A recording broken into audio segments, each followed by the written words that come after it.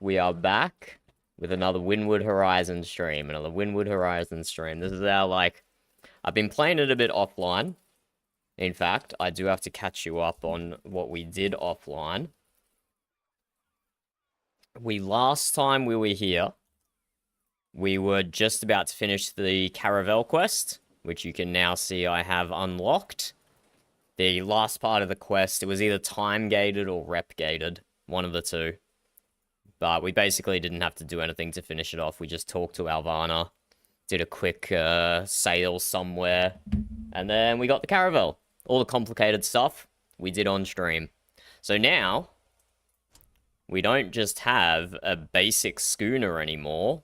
We have upgraded all the way down here to a Caravel.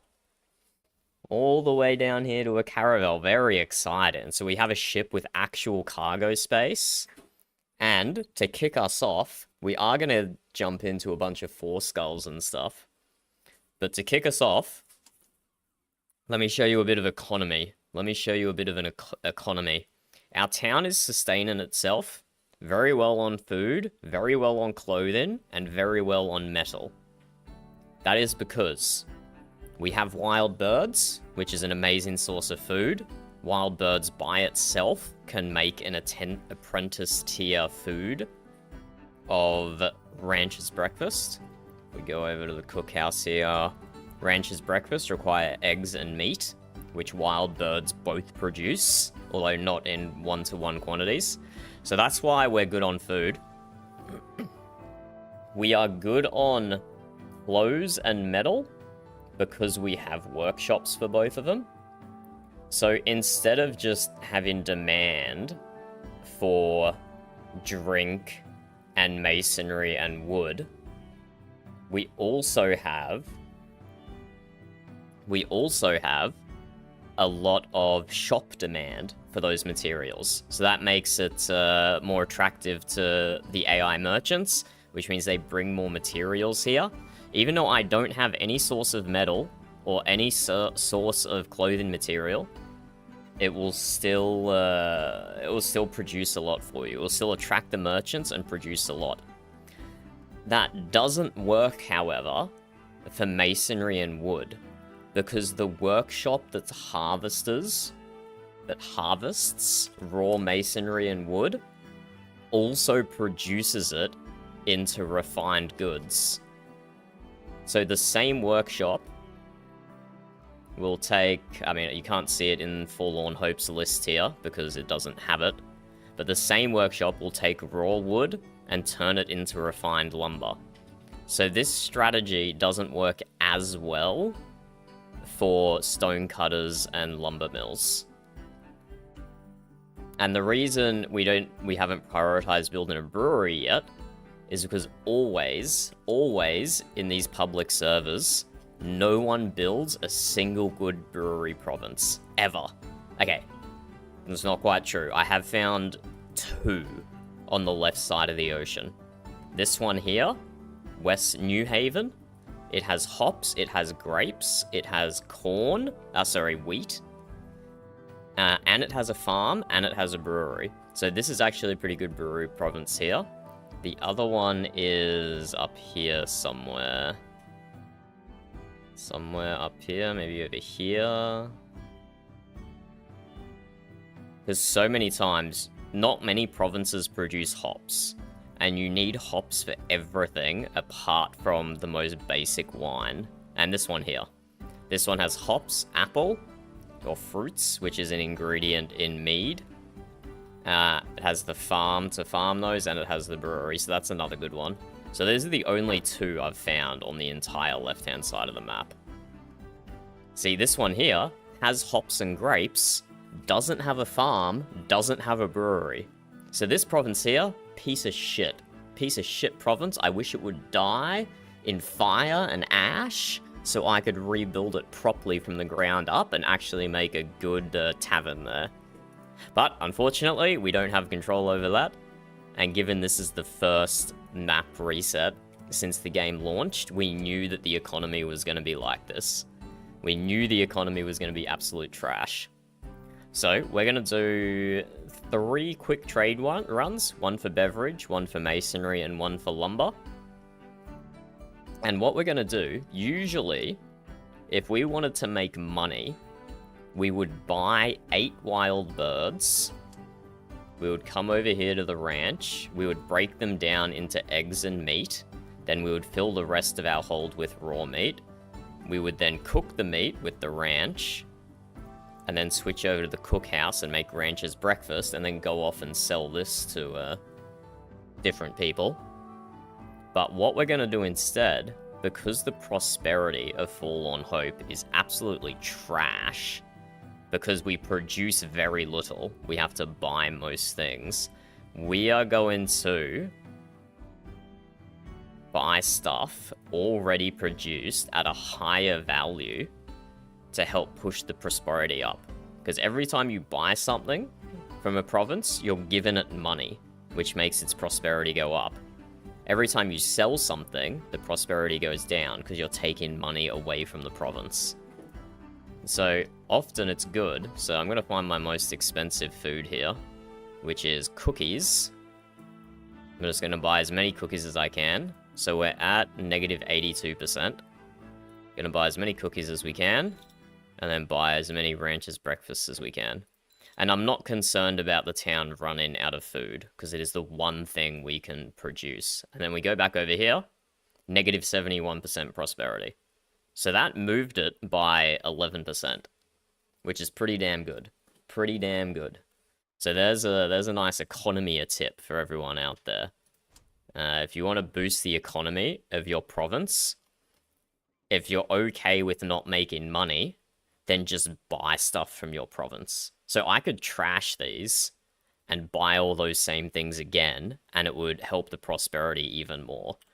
But I don't have infinite money yet. I'm not even hitting a mill, so I'm not gonna sink money into the province quite yet.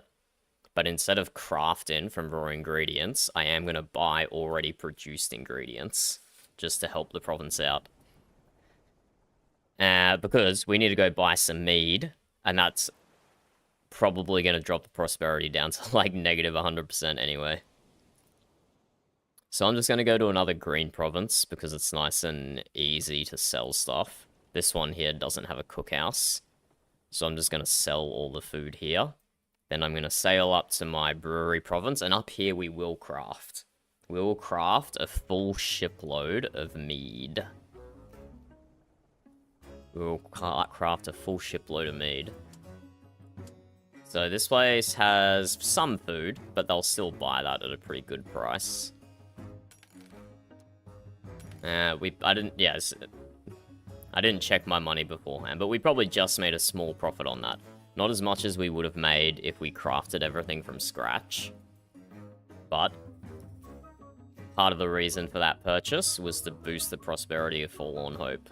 So injecting some money into the economy by buying things that were already produced instead of buying raw ingredients is the easiest way to do that.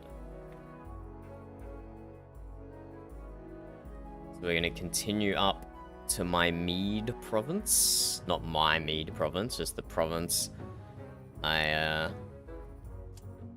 go to craft mead, buy all the raw ingredients and craft mead. Let me just drop something in Discord real quick. This one is for you, Captain Jack.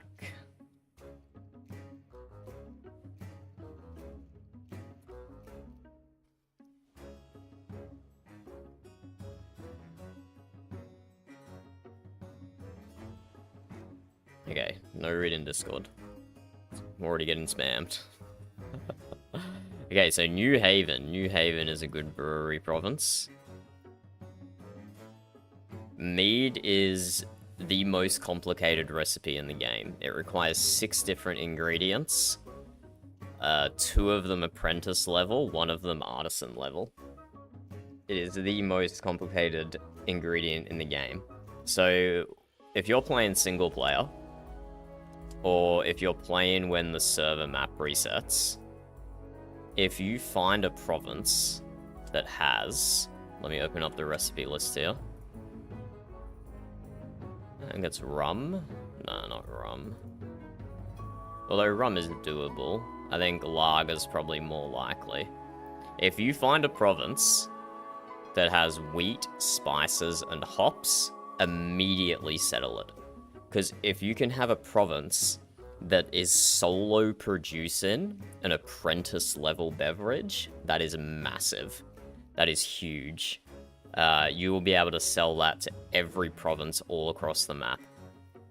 It's impossible to make mead in a single province. You're always going to need to import ingredients. And that is what we're going for here. So some of the ingredients required for a mead are a little low, like this place only has 16 sugar, but we can still buy 4, because it has to import that sugar, it's not producing it. So on a inventory size of a caravel, we buy 4 of every ingredient required. And then a bunch of grapes. And a bunch of fruits.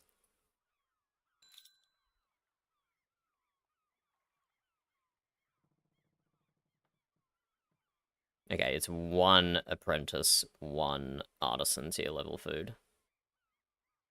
And then we just combine, and that leaves us with a little space left over.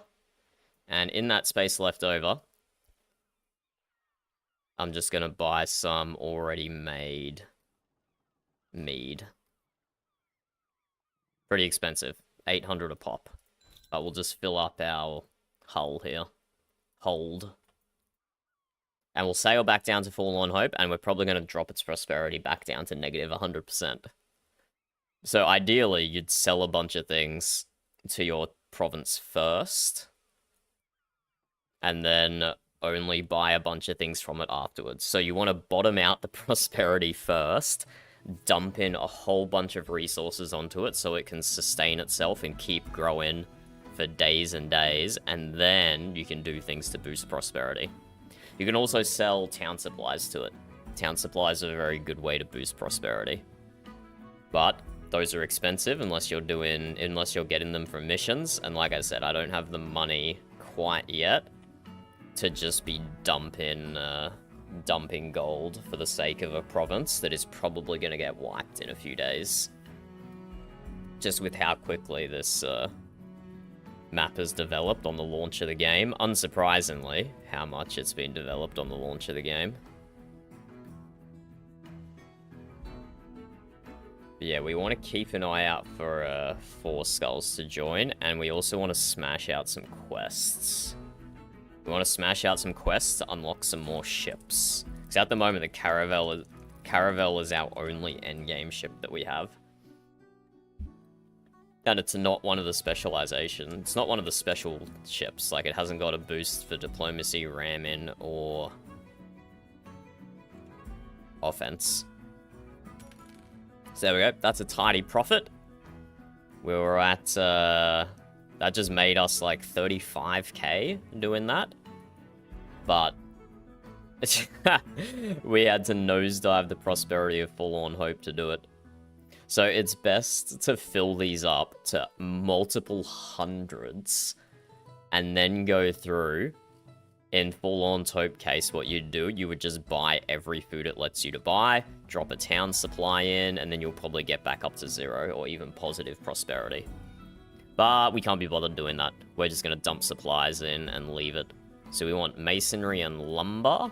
There's a pretty good lumber province nearby. Let's show you that one.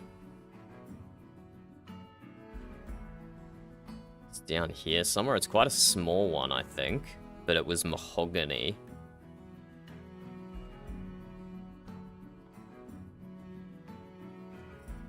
Mahogany is the best tier of lumber. Okay, maybe it wasn't a small one. I think it was Night City. Which is not a small province. It's one of the bigger provinces on the map, actually. It is funny that there's a random few bits. I think Exchange and Consulate are fighting down here. Few little consulate ones. I saw this town turn free navy for a little bit. That was interesting. But yeah, people are using the map control mechanics to, like, fight over provinces for their factions. It's good to see. It's good to see.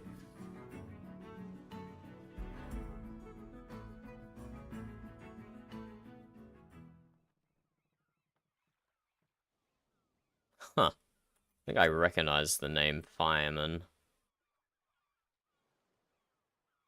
They were possibly in the backer program, or maybe joined for one of the demos. I feel like I recognize that name.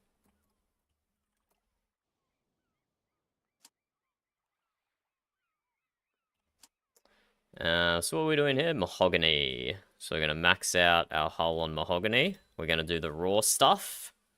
And then we go over to lumber mill, high quality lumber, not this one, this one. What, wait, what?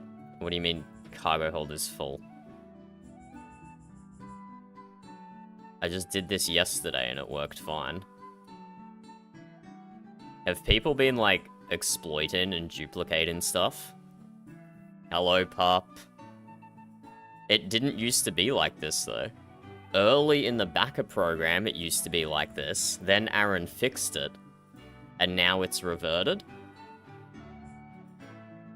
No. This worked with mahogany, like, 2 days ago. This worked with mahogany 2 days ago.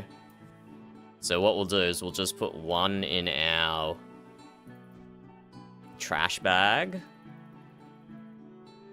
And then we'll restore it from our trash bag, put something else in our trash bag, combine again, and then put that back in the trash bag. It 100% did, pup. It 100% did.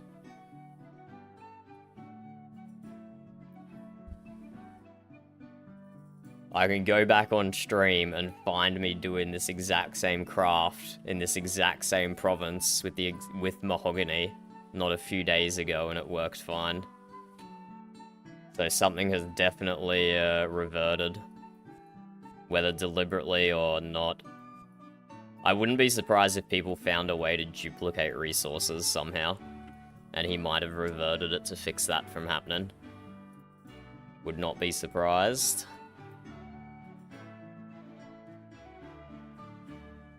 How's your 1.0 Windward Horizon journey going, pup? Have you managed to max out any of your ships yet?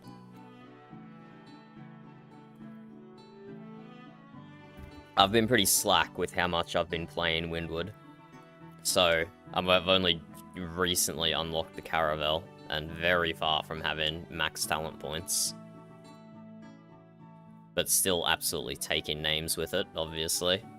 Nothing beats the experience of being in the backer program for a ridiculously long time. Hey, nice, nice. What's your go-to build at the moment? There we go, that just made us like another 25k or so. Not that we're doing this for money.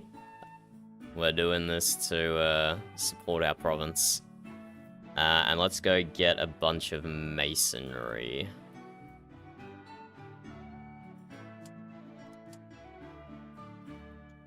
I forget where my good masonry province was. Fishergate Bay might have some masterwork stuff for sale, but as you can see, it's only producing clay, so most of that would be imported. We'll check Fishergate Bay first. But I had another stonecutter one, quarry one that I went to, that had 2 of the 3 materials required. So this has granite up here. This has granite and coal, but it doesn't have a stonecutter. And it doesn't have a lumber mill. What the hell is this province? It does not have a single useful workshop to harvest its raw materials.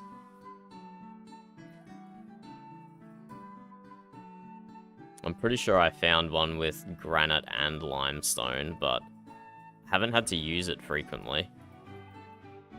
The province has been pretty good about keeping itself stocked.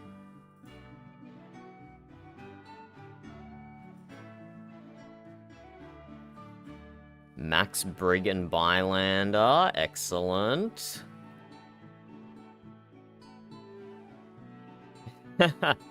Yeah, I can appreciate that. I can appreciate that. Well, try to not hate your work too much, pup. Try not to hate your work too much. Yeah, unfortunately, old Fishergate Bay does not have high tier masonry. So we are going to have to go somewhere else that has masterwork and whatnot.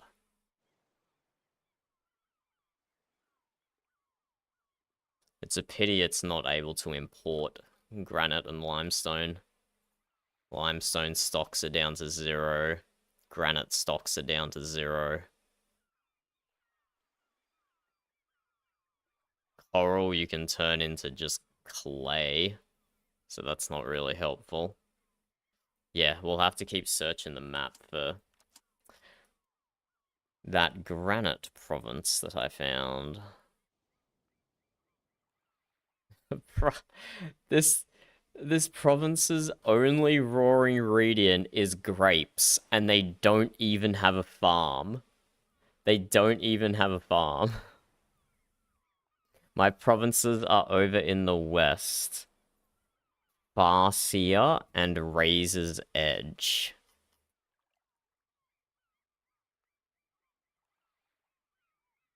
Hey, there you go. That's good. I've definitely come and bought silk from you before and converted it into silk clothes before my province had its own clothier. I've definitely come and purchased that from you. So you've got a good combo of workshops to raw resources here. You're making uses of all of them. The sugar is probably the least useful, because it's only used in some brewery recipes. And what was the other one? Farseer. Oh, here we go. This is probably the one I went to. It's got granite and oh, is that granite or is that one of the metals? No, that's one of the metals.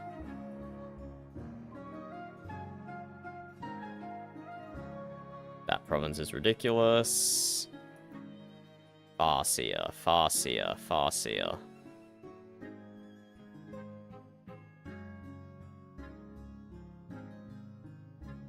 Maybe I have it off the left here.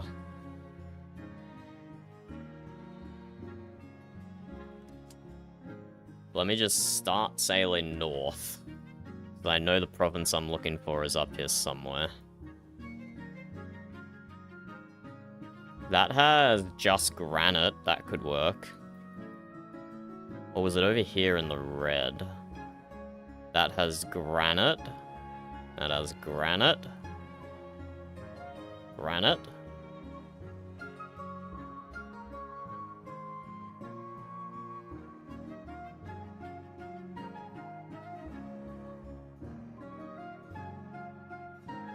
I swear I found somewhere with granite and limestone.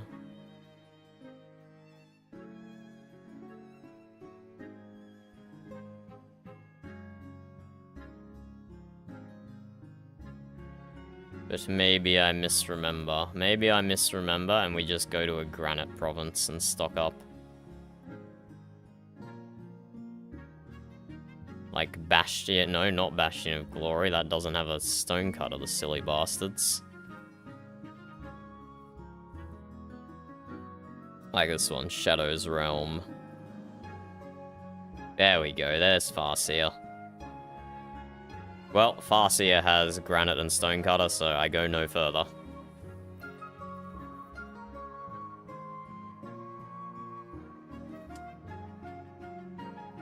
I'll check out your, I'll check out and judge your workshop distribution when I get to town, pup. But your first town was very good. You make use of all your resources. Good combination of resources and workshops. Let's check out Farseer.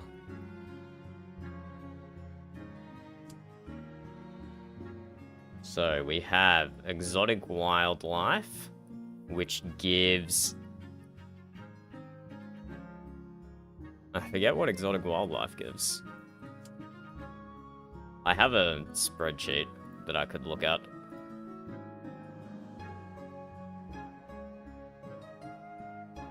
Ah, furry pelts and meats. So that's very good if you've got a clothier here. But you also have a clothier next door. Yeah, clothier here, so you're making use of those furry pelts.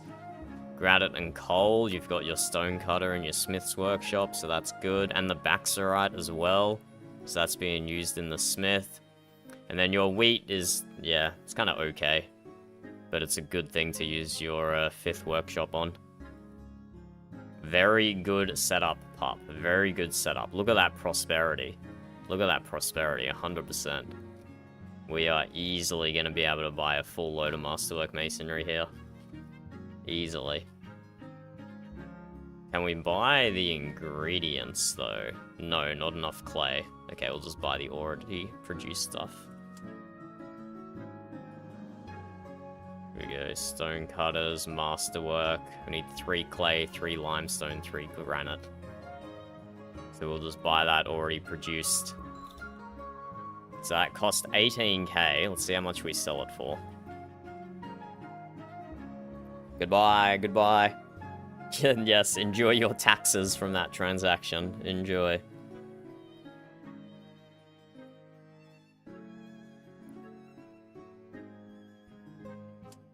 So there we go. We've done wood, we've done mead, and now we're doing masonry. And I see Lucas Jr. is starting a 4-skull, so we might go jump into that. We might go jump to that. People have had quite a few days to improve their builds. Let's see if me on an under-equipped ship... Hey, Shui's here. Let's see if me on an under-equipped ship can still keep up in terms of DPS. I have been so far, just because of the experience difference. Let's see if that stays the same. Shui played a whole bunch of the first Windward with us. He was a Zeppelin support build. He would keep us alive during the dragon raids. Lucas Jr. right in the center of the map with a 4-skull. Let's go join that. Let's go join that. An absurd Pirate King tier challenge. That's what I like to see. Back in the early access, I can solo 4-skulls with a frigate offense-defense brawler build and with a caravel support build. I've soloed 4-skulls with both those builds. So once I'm able to play Horizon a little more and start ranking some of my ships up, I want to solo a 4-skull in every one of the ships, a frigate or higher. Except maybe Z-back, because ramming does not really work against citadels. You cannot exactly ram citadels. Because I have seen a lot of complaints on the Discord about some ships being rubbish. Specifically, the most recent one was about the frigate. And I have to freaking disagree. If I can solo a 4-skull in a frigate, then the ship is 100% viable for group 4-skull content. It doesn't really matter if someone's like out DPSing you or anything. Like you need to make up that gap in skill. I'll be perfectly honest. But if anyone can solo a 4-skull in a frigate, which I have done in the before 1.0 of Horizon, then there's no reason anyone should complain about a frigate being underpowered. Ain't no way. Where did Shui go? Oh, did I leave him behind in Forlorn Hope? I think I left him behind in Forlorn Hope. His English is not great, so sometimes we have a hard time communicating. But Shui has been with us for a long time. Keeping us alive against the Nether Dragon in the original Windward. He pulls out some good Windward builds. He's very good to have around. But yeah, I still haven't visited, really. I guess this is probably all Valiant and Exchange up here. Oh, and Free Navy. Actually, yeah, this is going to be a... This top corner of the map is very contested, right? That's got to be a good chunk of Free Navy. A good chunk of Valiant. Surely Sojourn can't spread much further. They're going to be losing influence. Yeah, up here is going to be super contested, I imagine.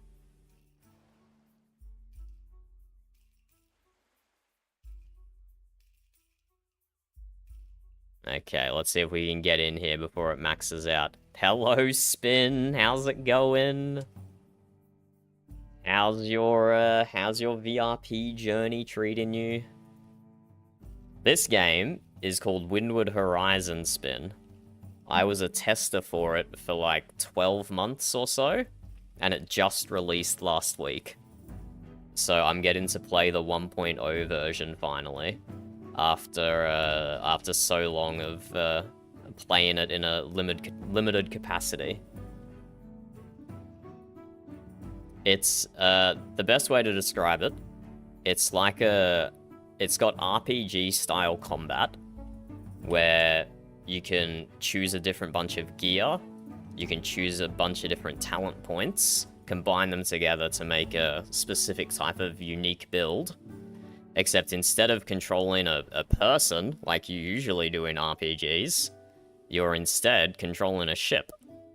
It's pretty good, it's pretty good. So, we're up against some pretty large pirate ships here, so I'm just going to drop fire on the ground and run away. Because I am under-leveled for this. So I'm going to be playing pretty conservatively here. Oh my god, look at that volley. That was crazy. I don't have a heal for any of my homies here. I'm not exactly oh! Feck, I just got broadsided to smithereens. I'm not exactly running a healer build. I got enough water barrels just to keep myself alive, but no one else.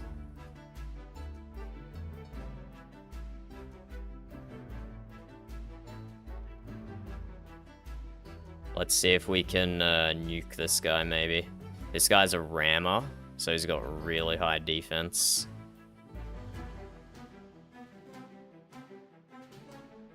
Yeah, and he deals no damage. That other guy almost one-shot me.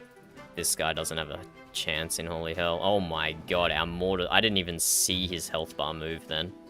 That guy is such a tank. Okay, we're gonna focus on some of these other fellas.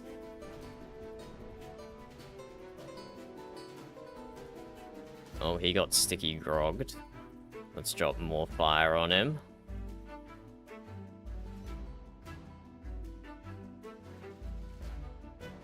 People unloading their volleys. That guy's pretty tanky as well, but he's only a diplomacy build. There we go. Pirate down, pirate down.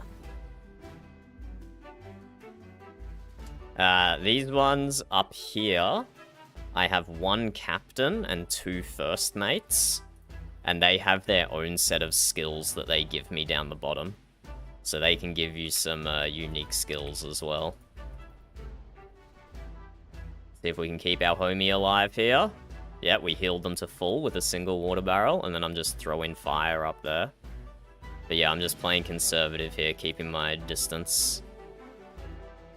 Healed that guy to full. I have a good water barrel. My water barrel heals for 16k hull on a non-crit. That's really good. My hull stat is 23k, so it's almost a full heal.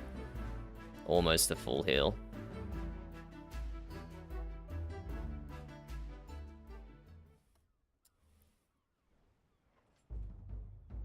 So you can get active skills, and passive skills actually, from either your talent points, or you can get them attached to your captain and first mate.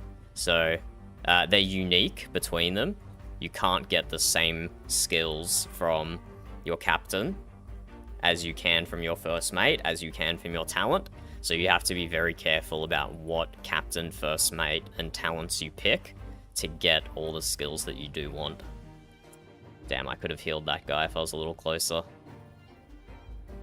So one thing I love about this game is how many crazy good unique builds you can make.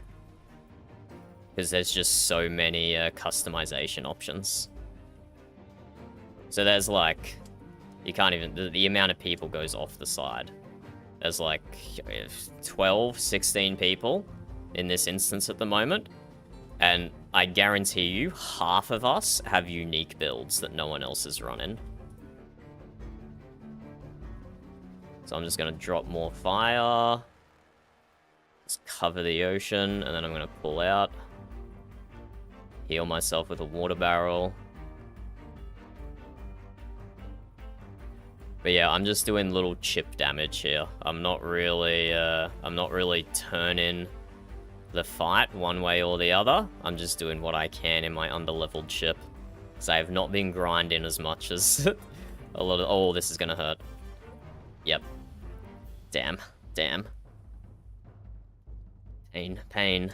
But let's see how my damage is going. See, look, even though I'm in a shitty little underleveled ship, I still have the 3rd highest damage. So, like, the feckin'... I'm using my experience in the game to a massive advantage right now. Massive advantage. This is only counting damage since I joined. I don't get to see damage from the start of the instance. You only see stats from when you join, which is kind of good because it means you can directly compare to people who have been in the instance the exact same time as you. But despite having, I still have some grey tier shit on my ship. Like, this build is far, far from being optimized. Let's heal my homie here. Far from being optimized, but I'm still absolutely tearing it up. And Shui is up here somewhere. Oh, that's Shui there. Shui is the frigate. Shui's been grinding. But yeah, this guy is a rammer, so he's going to be, like, very difficult to kill. I hit myself with my own fire then, which is why I don't like sticky grog. I'd prefer my fire just to stick to the water than stick to a ship.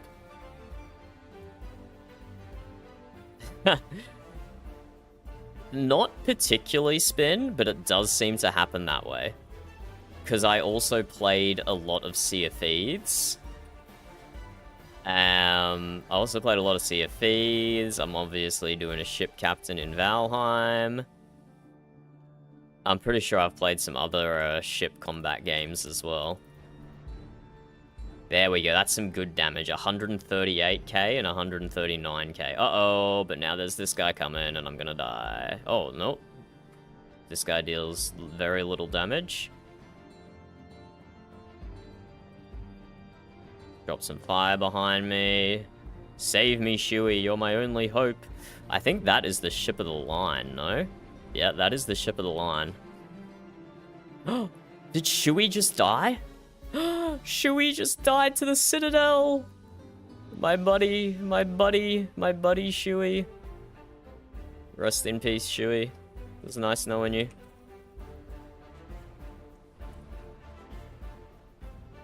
There we go, get a double mortar off, Citadel dead.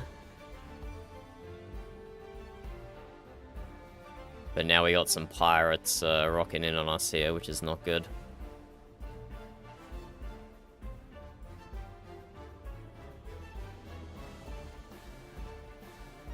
Oh no, I'm gonna die to fire. Oh no, my water barrel. My water barrel kind of healing me through it. Oh, that was actually super lucky. I think that guy threw a water barrel on me as well, so I was getting enough heal over time that I wasn't dying instantly. Okay, one of these fires is okay to sail in, the other one is not.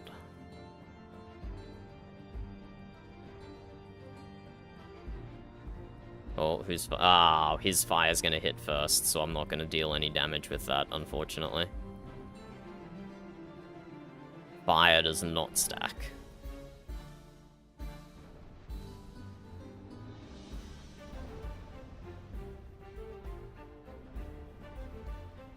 Pirates are down to 51 reinforcements, so still a little while to go.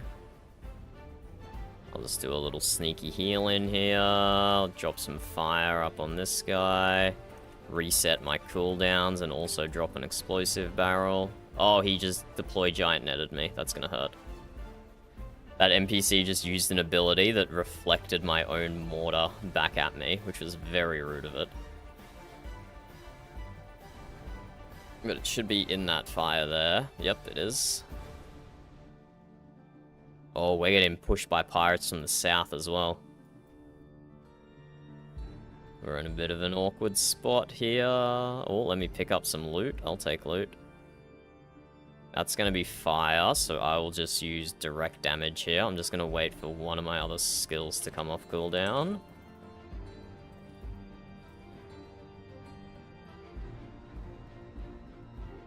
There we go. We win these. We win these.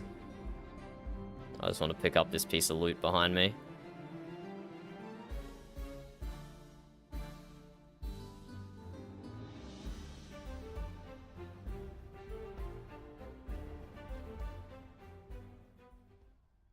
Yeah, the meta is kind of fucked, Spin.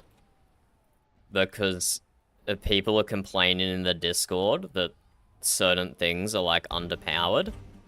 And in pre 1.0, during the beta testing, I was soloing the hardest... I was soloing the hardest combat in that ship. And people are like, oh, it's underpowered. It's like, don't think so. You guys just need to get good. You guys just need to get good. It's probably the fact that other things are so overpowered, you haven't learnt the skills needed to actually play the game properly. Because you're just relying on outstatting everything.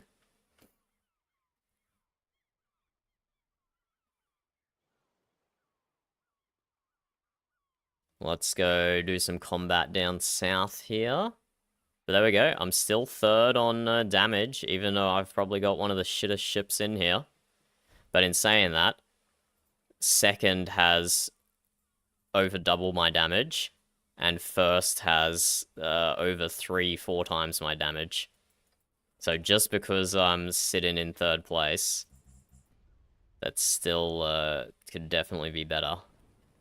But let's just come down here and farm a bit of AoE. Farm a bit of AoE damage with fire here.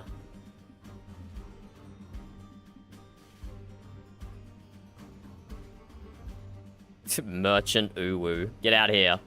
Stop ramming me, Merchant Uwu. How dare you.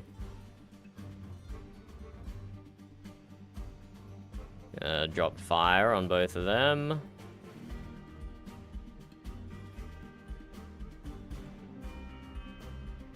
Let's get some good damage there. Some good damage with the fire.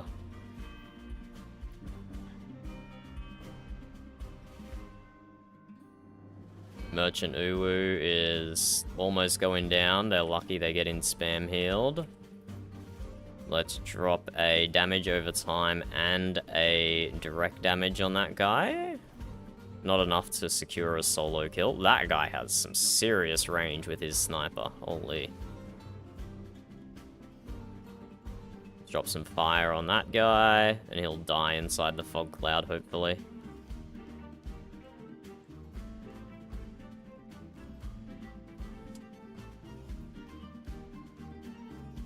Get out of here, Merchant Uwu. Stop ramming me. You need to learn better ship positioning.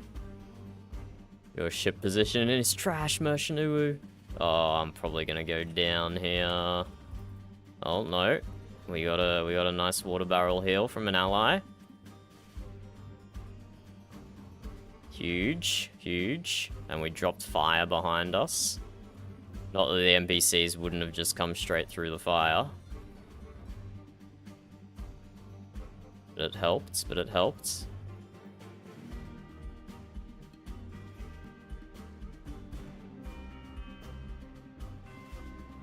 Let's drop fire on this guy.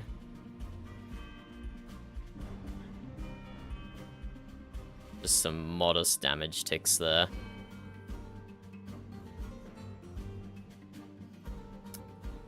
So, my slot configuration here, different ships have different number of slots, and, like, different numbers of sails and stuff like that.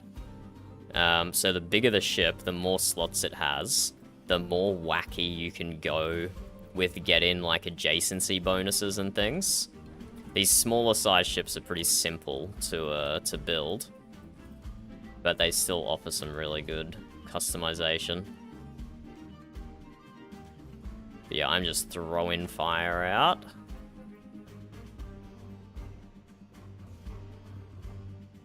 Ooh, lots of pirates this direction. Yeah, we're definitely getting sandwiched in here. I might retreat a little bit to the northwest. Might retreat a little to the northwest. But there's another pirate here, where I was trying to retreat to. Classic. Classic.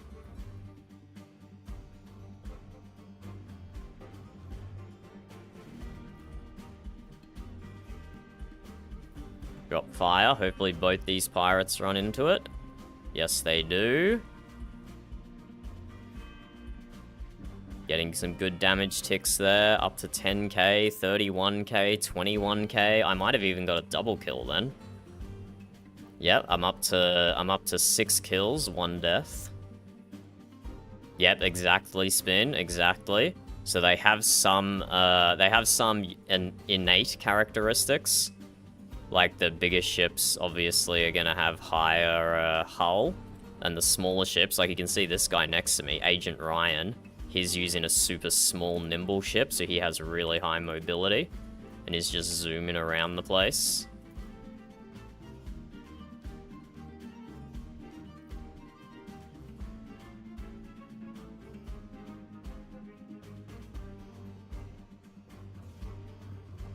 And these, unfortunately, are not loot on the ground. These are all, like, mines that the NPCs have dropped.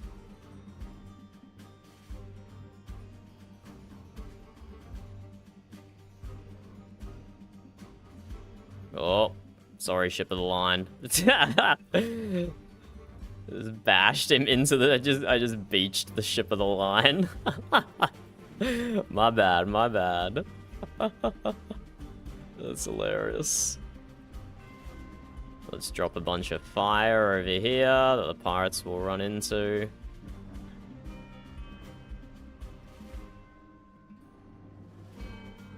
Hopefully. Oh yeah, that guy did. But yeah, with this many real players in here, you do get some... Oh, this guy's gonna hurt me. You get some amazing cross healing going. Which is why everyone's just kind of like sitting here tanking stuff, because just so many people... Oh! I shouldn't have said that. Shouldn't have said that.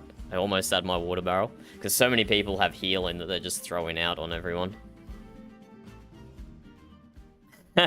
Yep, you can build a ramming ship as well.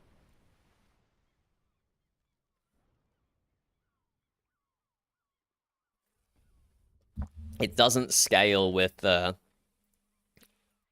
how healthy you currently are, like it sounds like it does in Star Trek, but it scales with your speed. Scales with your speed and your total hull stat. So the higher your total hull, the more damage you do with ramming. So I'm gonna drop fire and direct damage on these guys. Yeah, that was some good damage numbers. I don't know if I can sink either of them, because I am a little underleveled here, but I can feckin' try. And I got Merchant Uwu to help me. Jesus Christ. Help me, Merchant Uwu. You're my only hope. There we go, one's down. I just gotta wait for my cooldowns here. I don't do... all my damage comes from my abilities.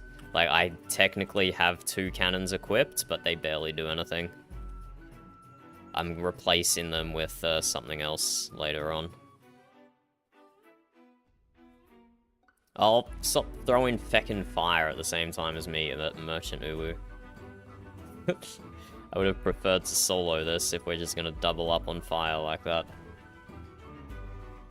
But yeah, this guy's a rammer. So he's dealing very little damage with his cannons and his mortars. But if he rams into me, then I'm in for a bad time.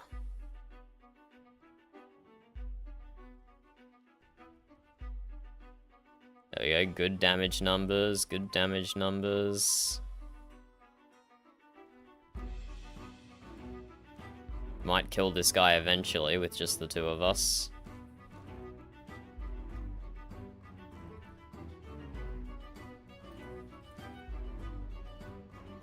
So we're gonna do a combo there. One Grogolov, one mortar. Oh, look at those crit ticks on the mortar, 19k. Beautiful. We actually might sink this guy. Provided he doesn't have Death Ward, we might actually sink this guy. But now 2 Pirate Kings have spawned, and one of them is right up here. One of the Pirate Kings is right here, so we gotta get out of here. Merchant Uwu, feckin' run. Nope, Merchant Uwu did not run, and he got absolutely fecked by the Pirate King. And now the whole gang is rocking up. Now the whole gang is rocking up, because this is where the Pirate King's at. Ha! Okay, we've looted a lot of commodities. I don't want to loot commodities, I want to loot gear. Maybe that Paladin crate I can use, but we'll see. Now it's time to take on the Pirate Kings.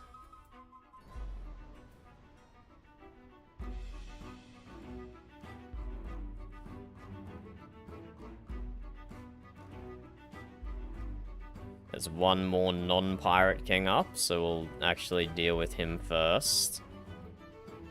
There we go. So now the only pirates alive are Pirate Kings.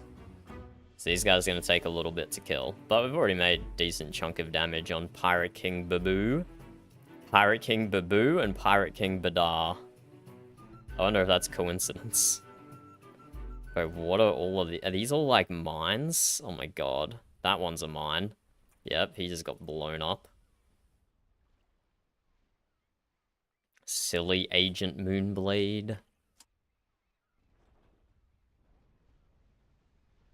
Oh, I've dropped down to 4th. I've dropped down to 4th. I've been overtaken. I need to pick my game up against this Pirate King.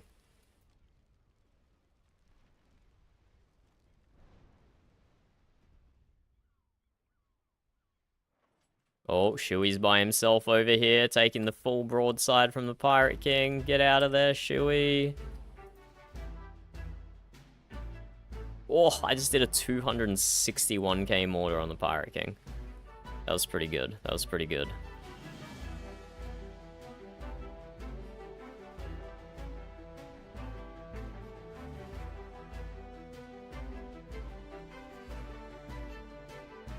Okay, gotta pull out and heal. This Pirate King mortar will one-shot me if I don't have my one-shot protection up. And you have your one-shot protection up by being at, like... At this difficulty, I probably need to be at 100% health. If I drop to 99% health, I might lose my one-shot protection. So it's very important that I be healed to full as much as possible.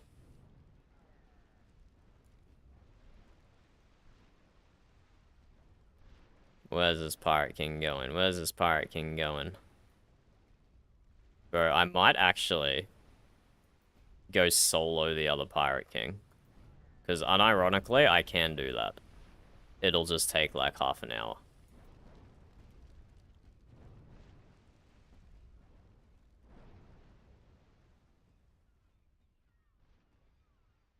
I'm going to go up here and start soloing this Pirate King.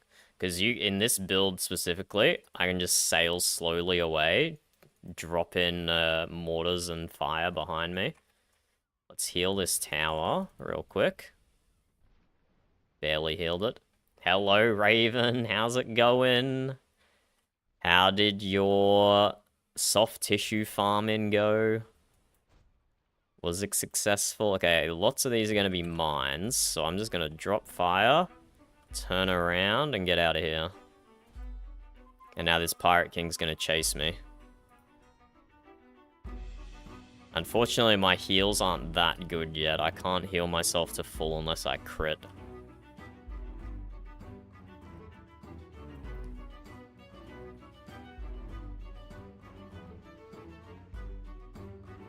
Let's go in again, drop another fire on this guy.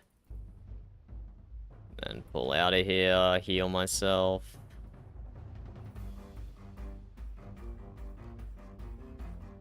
He is really focused on that citadel. I don't know why he's not coming to attack me or anything. Bro is very happy just to fight the citadel. But now the citadel's down, I'm sure he's going to be coming for me. Don't hit the mine. Oh, I hit the mine, but my water barrel just got me beforehand. Now I just got to keep my distance here. Look, everyone in this instance is down swarming the other Pirate King, and I'm just up here soloing this one. Not that I'm making much progress, but sometimes you just need a little bit of skill to deal with these things. You don't need stats all the time. Oh, I did just level up, so let's just quickly... Oh, I can't add stats while I'm in combat.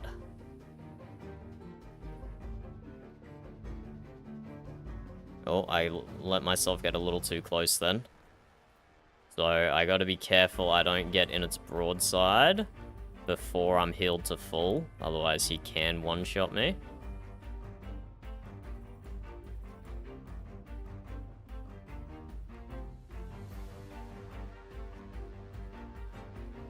We're just gonna keep taking this guy on a run around until the rest of the server gets here.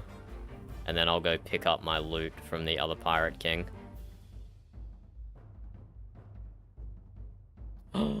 He has an ability that clears my fire cloud, which is very rude of him.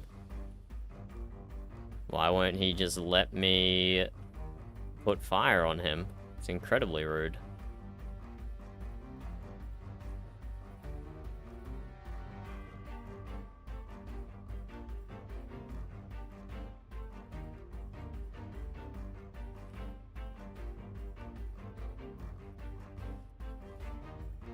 Oh, and now he's focusing on the citadel.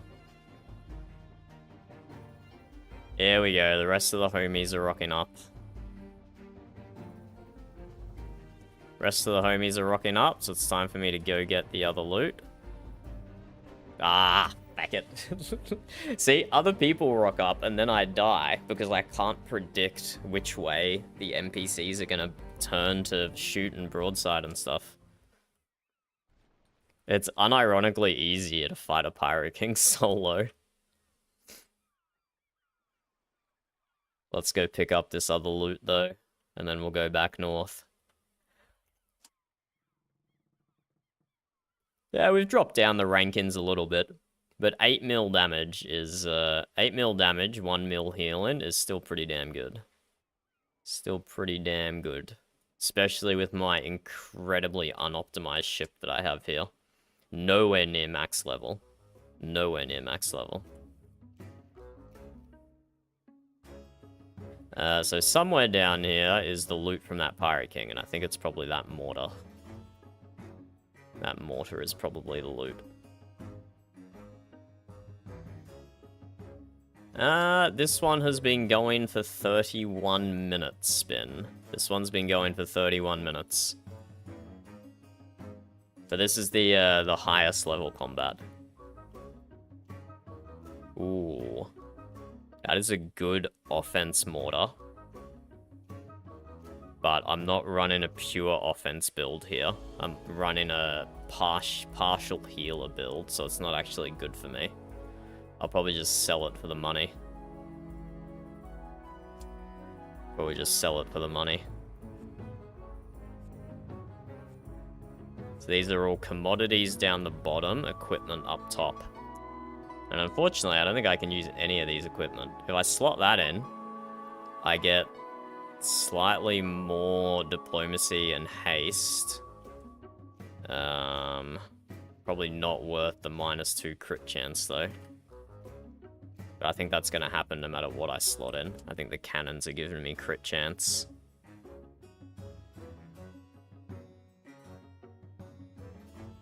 Oh, why would I lose crit chance? Interesting. I'll explore that later.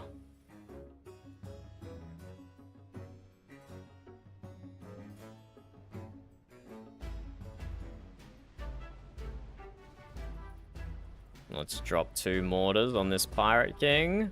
321k damage in 1 mortar. That's pretty damn good, dare I say. But I get a lot of my damage.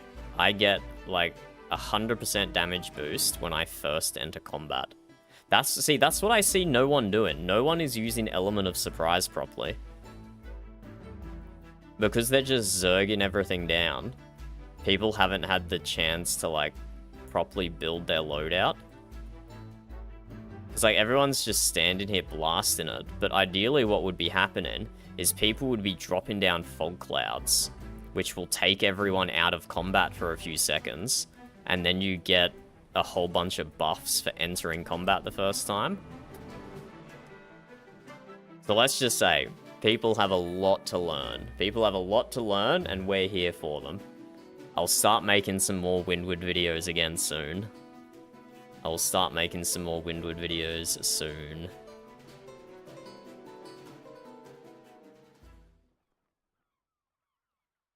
And that is the loot there. A defense first mate with minus 53% diplomacy. So that is not what we want. That is not what we want.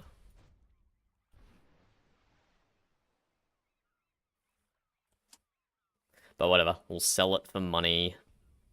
Ooh, a diplomacy mortar. Hold up, this could be good. Oh, and a diplomacy hull. That can be good as well. Oh yeah, that is a huge upgrade.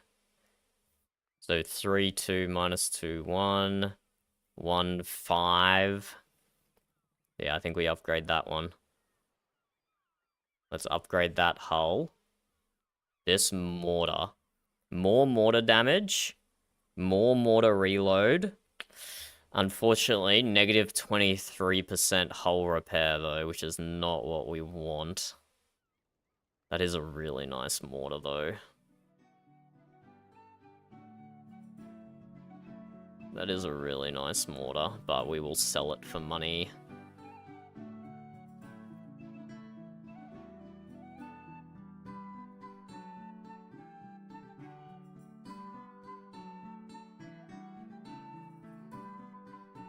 That first mate has minus hull, which is unfortunate.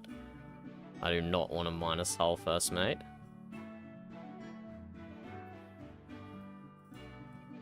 And that's what I've noticed a lot of people do as well. They stack their primary stat, and they ignore their hull and armor, and then they wonder why they die so much. There's a lot to teach the players of Windward. I just have to get time to make tutorial videos. But unfortunately, not a single upgrade for us there, which is unfortunate. We're just gonna delete the commodities. I don't want to deal with them. But what that did for us was give us 5 more talent points. Holy shit. That's actually really good, because we get to unlock Fog Cloud, so we can just do the thing that I was talking about. We can do the thing that I was talking about. That is huge.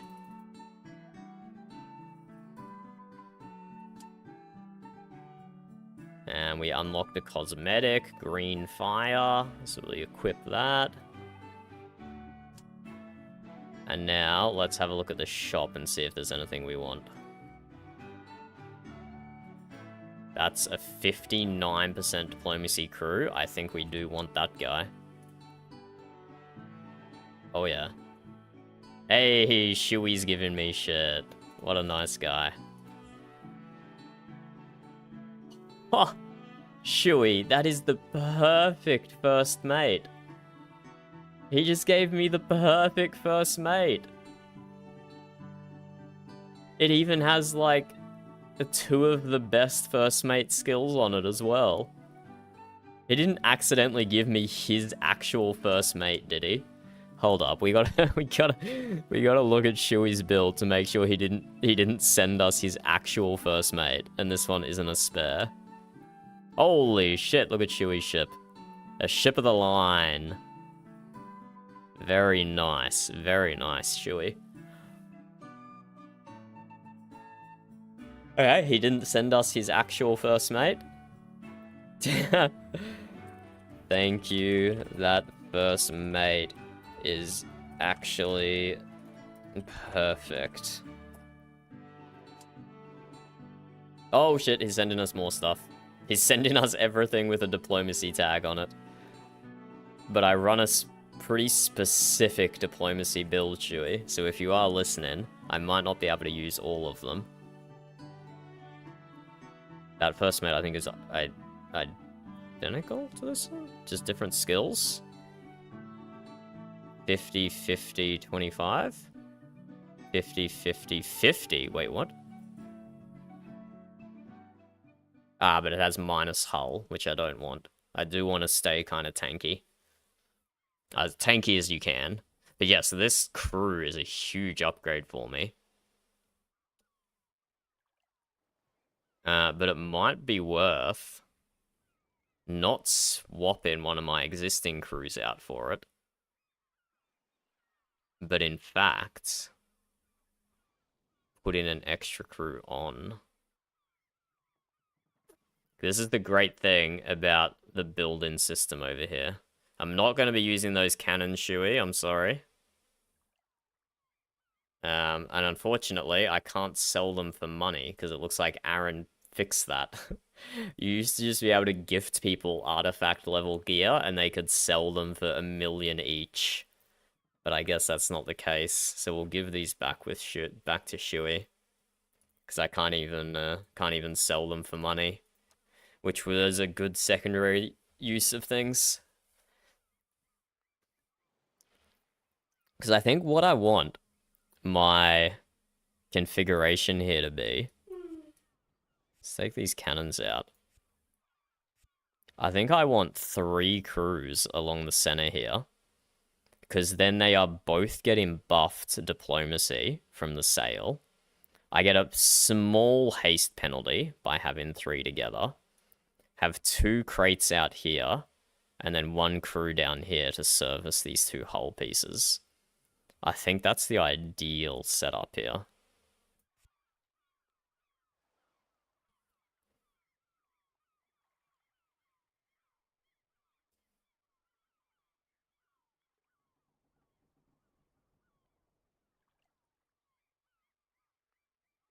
So can I get a diplomacy? Actually, I didn't even finish looking at the shop, did I? Ah, and the shop does reset, just not yet. Is there a good diplomacy crate in here that I can buy? Ooh, a healer mortar? Doesn't offer any extra mortar damage, so it's not good for my hybrid build. That could be a decent sale, although I don't know if I want to pay 300,000 for it. 33% mobility, 18 luck, 23%. Yeah, those sales are pretty damn good, but I don't know if I can afford them.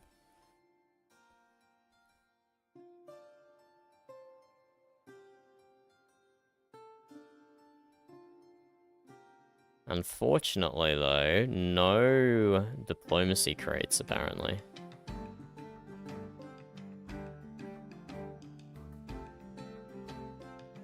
Few diplomacy armors, but not the variation, not the specific variation that I want.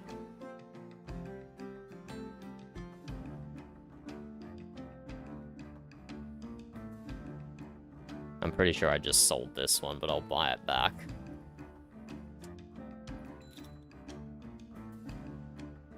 I'll just... No, I was looking for a crew, not a crate. What an Egypt. What an Egypt.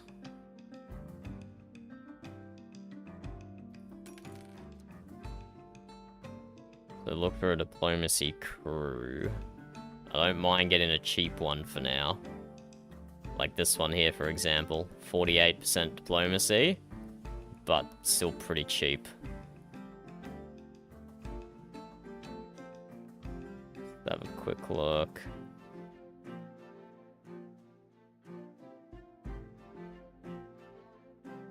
Yeah, we'll buy this guy. Chuck him down here.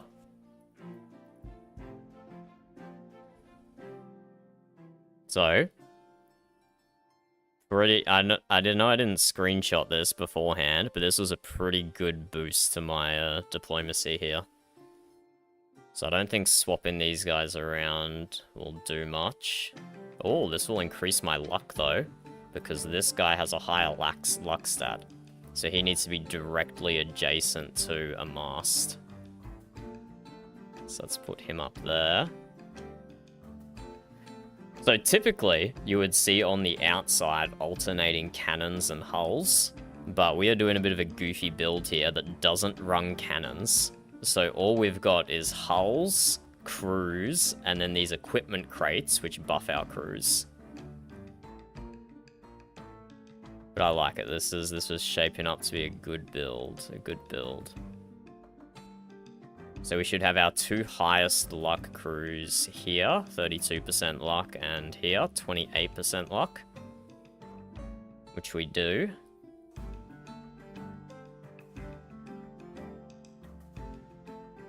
Yeah, this is good. We have a high diplomacy stat, Once you get above 500%, your build is viable. Above 600%, your build is top tier. And then if you get... Thank you, Shui. Oh my god, he just gave me another huge diplomacy crew.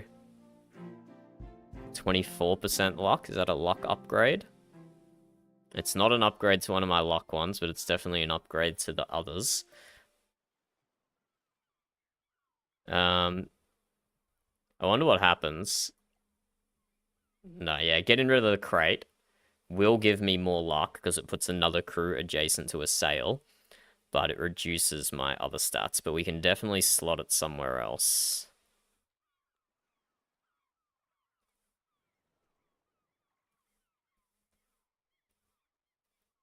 I don't know why I'm getting any minus haste there. Oh, yes I do, because it's just got lower haste stat. So we'll drop him in here, plus 2% diplomacy, and 0% on the other two things. 48% diplomacy, 45% diplomacy. So I can boost my diplomacy a little, but I start losing more haste than the diplomacy that I gain. So pretty good. We're in a pretty good position here, that's for sure. Just doing that 1-4 skull, we got a lot better gear for our ship. And we got a whole bunch of talent points. We got specifically Fog Barrel, so we can make use of our first mate skill called Element of Surprise. And we can basically proc that on demand now that we have Fog Barrel. So this single 4 skull has been a huge boon for us. But yeah, Shui gave me a first mate that has Cheat Death on it, which is huge. That's perfect. He gave me a first mate with Bloodthirst on it. That's huge. That's perfect. I might change it to entering combat, though, instead of on water barrel hit, or I might even do both. Having 2 sources of Bloodthirst means you can just keep stacking them, and you'll never not have it. And Bloodthirst is Windward's version of Life Leech. So as you deal damage, you repair. Hello, Nook. And everyone you bring with you. Presumably, you must have just been streaming Windward, right? I can only assume. Yeah, of course. How are you liking it? And did you play before 1.0? Or are you a new player with 1.0 Windward Horizon? Yes, I am, Spin. Yes, I am. There's a bunch of people over on Twitch as well. Oh, well, if you have any questions, please feel free to ask. Because I have put... Let me double check, so I'm not a liar. Windward Horizon. I have put 500 hours into the game. In its test-in build. So I've done a lot of random stuff in this game. I haven't quested very much, which Captain Jack always makes fun of me, because I never know the answer to any quest questions I get. But anything about any of the viable builds that you can do in this game, I'm all over that. I've soloed a bunch of 4 skulls, which I think is a pretty solid achievement, without even using any of the new ships that were released in 1.0. Ah, have you been playing single player? This is what the official server looks like. It immediately got filled up on provinces, and most of them are rubbish. Oh, there's another 4 skull here. Most of these provinces are rubbish, because they were made by people who have never played the game before, which is understandable. And so they didn't know what workshops and stuff to build to take advantage of their raw resources.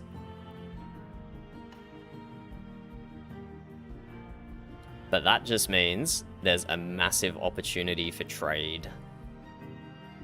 That just means there's a massive opportunity for trade. Because so many provinces are not able to supply themselves. Why am I getting shot by a citadel? Go away.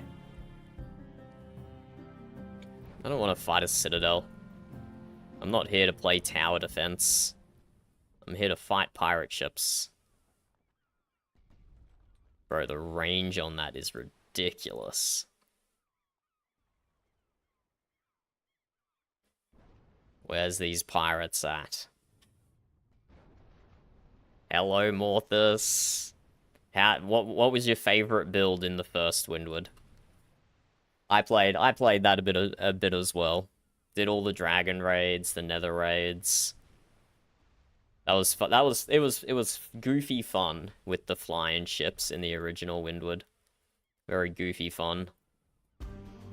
Okay, let's take this guy on. Oh, he is reflecting my mortar back at me, so I'm gonna almost one-shot myself. That's what happens when you mortar a defense ship. Chances are it has deployed giant net. There we go, the homies have been putting in work against him.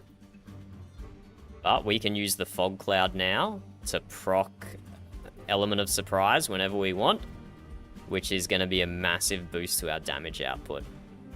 Massive boost to our damage output. Hello, Harley. You can, when you start a world, you can choose between different sizes for it, and then once it's created, it is that set size. Once it's created, it is that set size. Hello, Dark. Yep. All your AoE skills are based on your diplomacy stat. So that means explosive barrel, that means Grogolov cocktail, even rampage scales with diplomacy. Rampage scales with diplomacy or damage though, depending on which one's higher.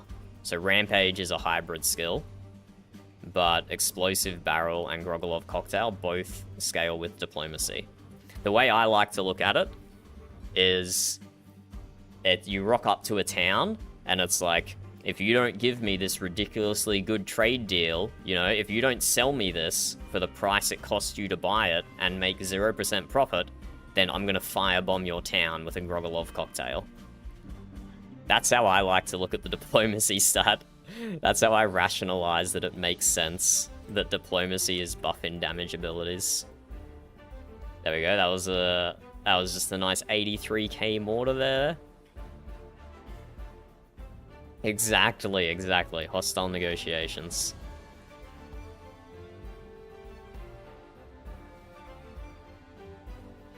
But let me give you guys some... Oh, that's going to be a kill. Let me give you guys... This is probably the biggest tip that I can give you in the game. And that is the 2 best skills are Reset Cooldown, which is a captain's skill, and Element of Surprise, which is a first mate skill. The reason these are the 2 best skills in the game, because they are essentially doubling your damage each time they proc. Now, they don't have 100% cooldown, they don't have 100% uptime, but as you can see, you're not in combat 100% of the time. So you don't need 100% uptime on it.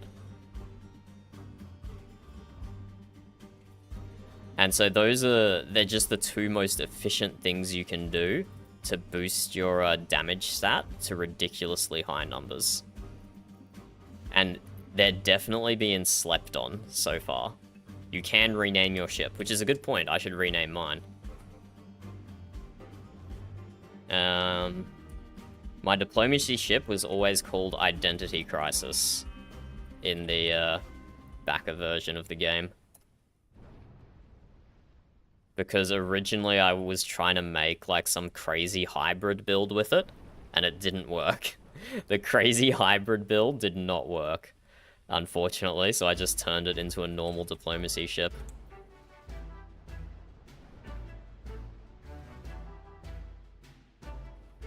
And so because we have Element of Surprise, which requires us to enter combat to get a buff, that means we also have the Fog Cloud skill. There we go, I just got a double kill then. Oh no, just a single kill, not a double kill. I also have the Fog Cloud ability, Fog Barrel ability, so I can leave and re-enter combat whenever I want to re-proc Element of Surprise.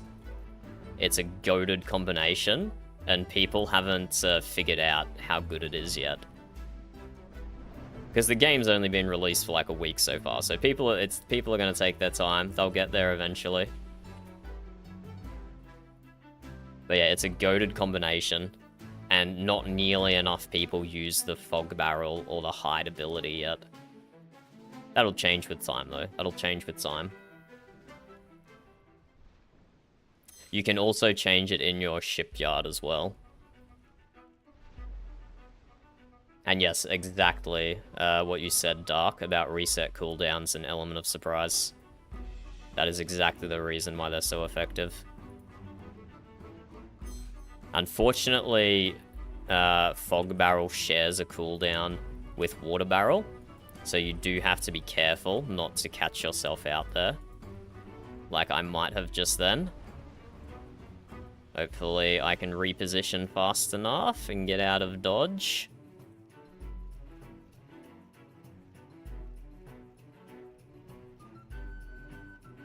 This next one I will use Fog Cloud. And then I'll get a kill on this beach ship here, hopefully. No, I couldn't. He's a bit tanky. Damn, the ship was too tanky for me. Yeah, I've played a bit of Path of Exile. I've played a bit of Path of Exile as well. Yeah, exactly. There we go. That was our first death in the instance. Which is pretty good, because we've got 6 sinks, and we've only died once. So we're doing pretty damn good. That's a pretty good KD right there. And I am still in a very underleveled ship. As you can see, I've got blue, purple, and a little bit of red gear. And I have nowhere near maximum talent points either. So I'm kind of, I'm definitely performing above what the stats on my ship would otherwise say. And we haven't actually got that much damage. We've only got 1.4 mil damage, but because we've been doing high burst damage, we've been getting the sinks. So, like, the person with the most damage has only got 2 more sinks than us. Because they're doing more damage spread out over more pirates. And it's not resulting in kills. But I just used my wrong abilities then, and I'm pretty sure I set myself on fire. But yeah, I used my wrong abilities then. I misclicked, I fumbled. I misclicked and fumbled. I'm actually gonna Fog Cloud here, not heal myself, because I can see an opportunity to secure a kill. There we go, done. It was worth it not healing.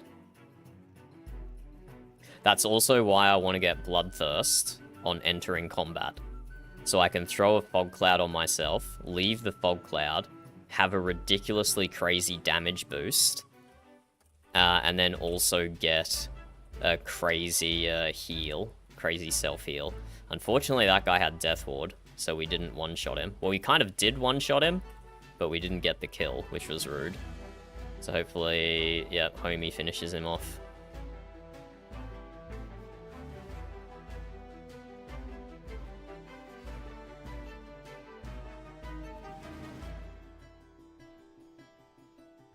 What is Homie going on about in chat? Guys, we need to start capping. They will keep spawning as long as no one is on a town. I mean, that's true. They will keep spawning if you're not on a town. I don't know what he's trying to say, though. Really.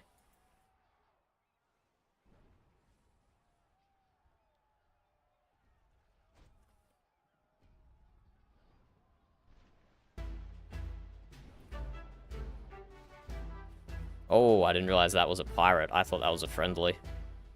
Oh no, they cleared one of my Grogolovs there, but he ran into the second one and took 94k damage on the first tick, which is pretty massive. That's some pretty high damage numbers there. Drop some fire over there.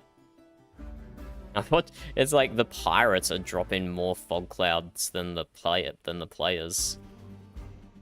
Oh, I do not have my mortar off cooldown yet. See if I can stay alive for a little bit. Nice, Homie's healing me, so I'm gonna drop a fog barrel so I can get nice boosted damage.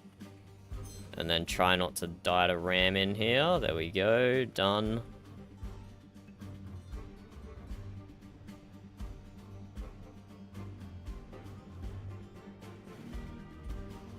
There we go. And a little element of surprise proc, so this should be a sync. No, he was way too tanky. Unfortunately, that was a defense spec ship, so I couldn't one-shot him. Unfortunately. Hello, Sinlink.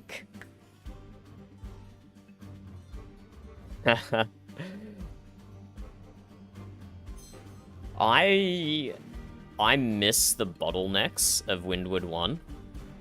Windward 1 had different terrain generation, and so you could often bottleneck the pirates and just like form. You could form like a wall. You could form like a ship of the line, just like real life, and that was a lot of fun.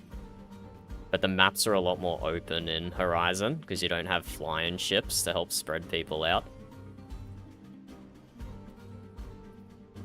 So I'm going to drop fire, and I'm going to drop a damage mortar, and I think we're going to get a few kills in there, because that was a lot of damage stacked on a few pirates.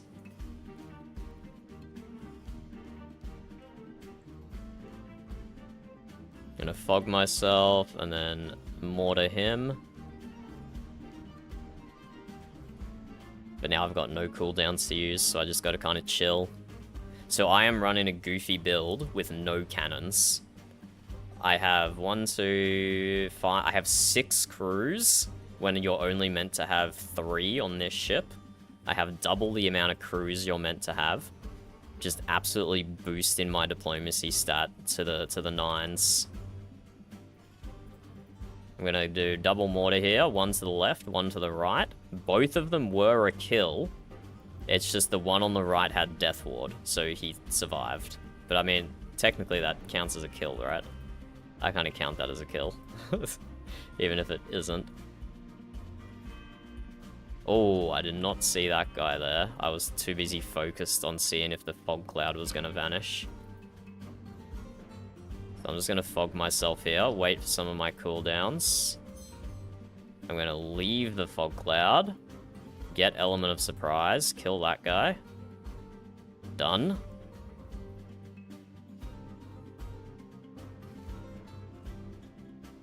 Water barrel myself. Get back to 100%. That's why Bloodthirst is so good. Because it means I don't have to heal myself and use my water barrel cooldown, except for emergencies. I can just keep myself alive by dealing damage. I'll get there eventually. Okay, we got element of surprise. Let's use it. Let's mortar that guy. But I missed. Did I misclick, or was he just going too fast? Oh no, I never used it. Or did I? No, yeah, I did use it. I might have missed, or he might have been going too fast. I don't know. And having Bloodthirst means we can use our water barrel on our homies, like Shuey here. Oh, he's running a smaller ship this time. What ship is he running? It's not the same as mine. What ship has Shuey got there? Shuey, where is he? Where is his name? And we got Jamesus in here as well. Carrion, of course. Of course, Jamesus is in here, Carrion. Oh, Shuey. A Bylander. This ship was not in the backers program. At least, it might have been in there in like the last month or so, but I was busy in the last month. So I haven't had a chance to play with the Bylander yet. I'm keen though.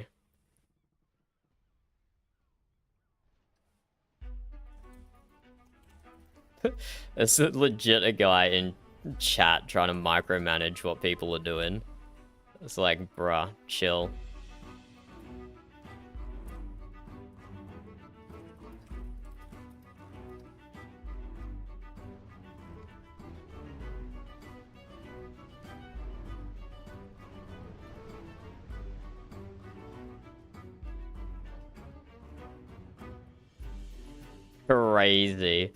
Crazy that someone joins a public instance on a public server on a game that is less than a week old and tries to boss people around and tell them the optimal way to play.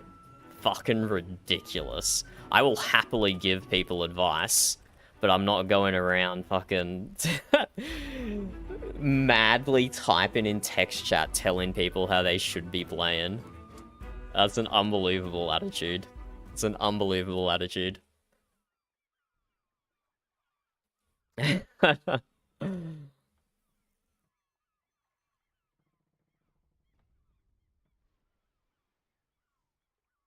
You can't get quite that level of cooldown reduction that you're talking about, Spin, but the haste skill reduces the cooldown. So if you stack a high haste, you can use your abilities more frequently.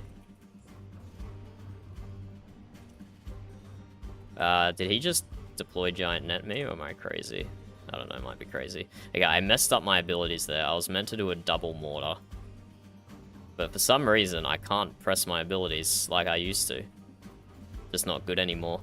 I've lost the edge. I've lost the edge. There we go. Look at the damage we did to that guy, though. And now everyone is hiding in fog.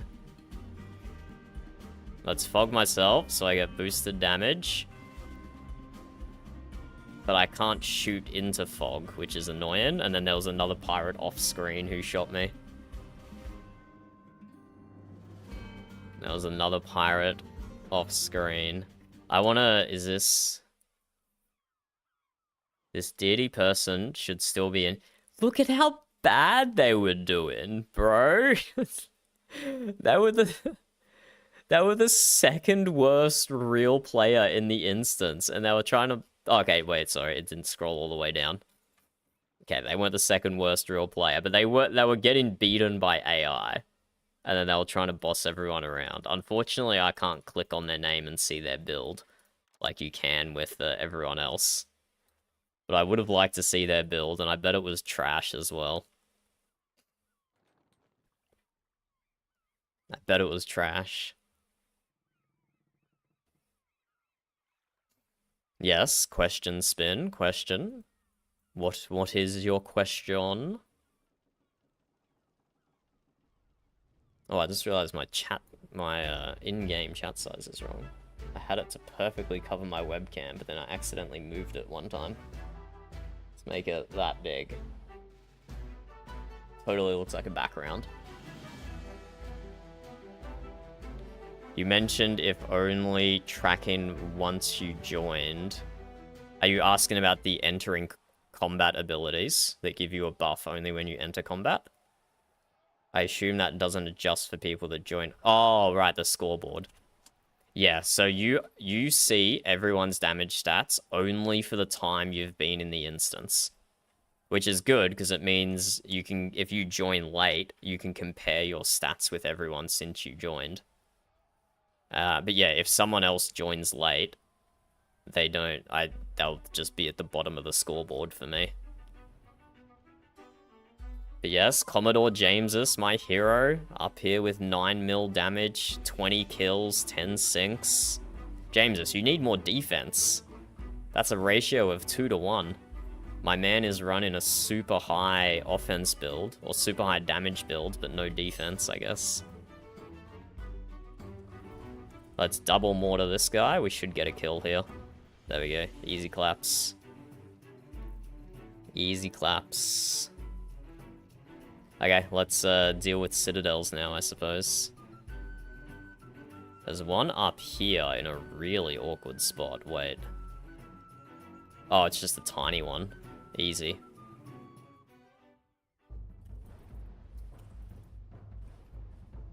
We should just be able to... Oh, actually, we can't sit here and tank it. It's going to drop one of its high damage mortars. Wait, we actually just killed ourselves. Or... No, I can probably survive the siege tower one. It's not going to be as high damage. Oh, they threw it on that guy anyway.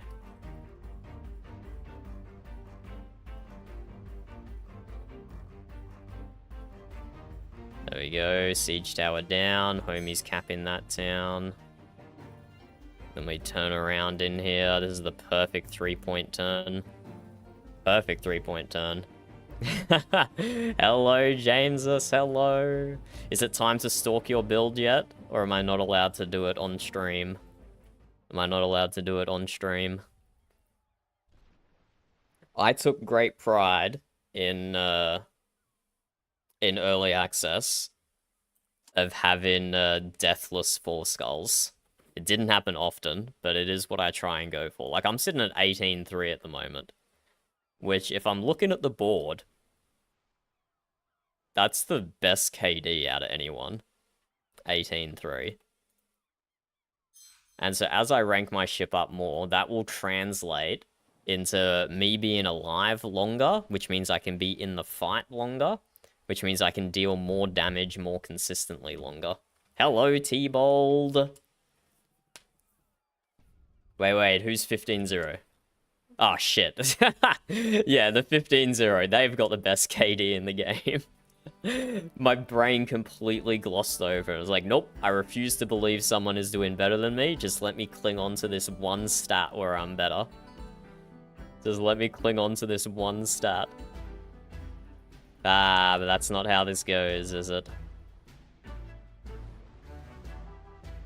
That should be a high damage Grogolov on him there.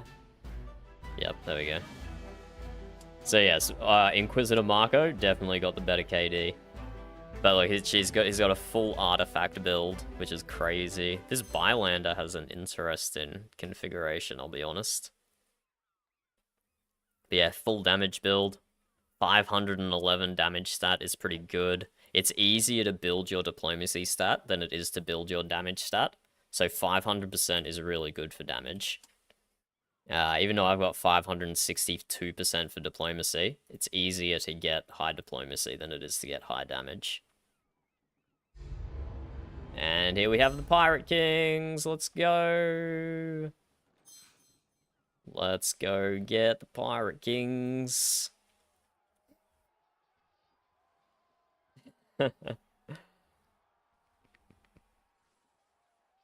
Yeah, the 100% Diplo on the Bylander was interesting, but I can't see what their talent points and whatnot is like. They might be doing some goofy build. T-Bold, got your offense working nice, been in top 5 in the charts. Very good, very good. I'm proud of you. Legit, unsarcastically, I'm proud of you. Oh, I should have pre-water barreled myself. It was a fraction of a second away from landing. It was a fraction of a second away from landing. Look, that was look at the Pirate King's health bar up there. That was not a insignificant amount we just knocked off there. That little assault.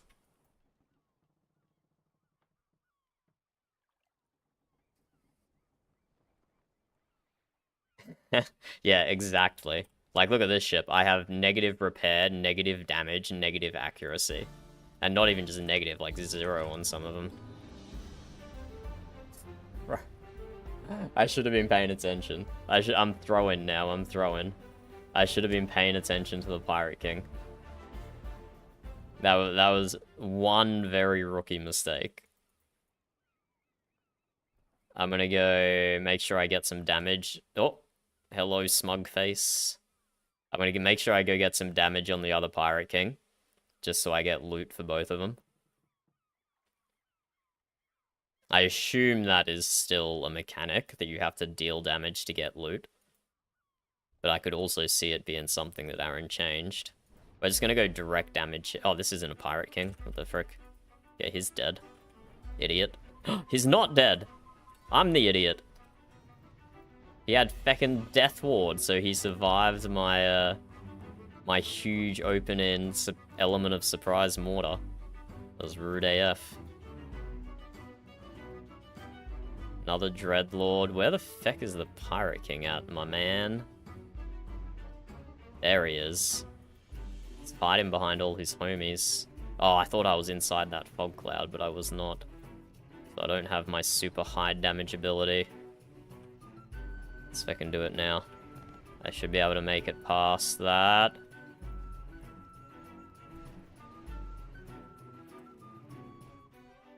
Okay, I failed to use some of my abilities then, which is embarrassing.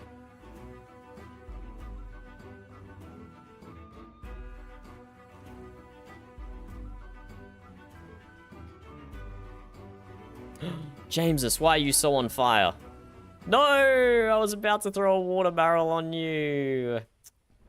Poor Jamesus. It was nice knowing you, buddy.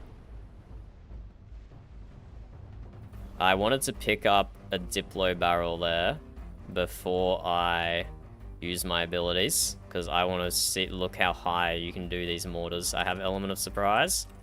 No, but I can't target. Oh, I got feckin' concussed, so I couldn't even get them off. But there you go, 400. That was like that was a 500k mortar. That was pretty damn good. 500k mortar, pretty damn good. It could have been a nice double if I didn't get concussed right as I pulled in. But let's see if we can do just a single mortar this time. Element of surprise proc, throw it out. 447k. Just for ease sakes, we'll say that's 500k, thereabouts. Huge, huge. I have so many buffs up top, it's hard to keep track of them. I think I'm about to lose my diplomacy buff, I think, which is unfortunate, but oh well.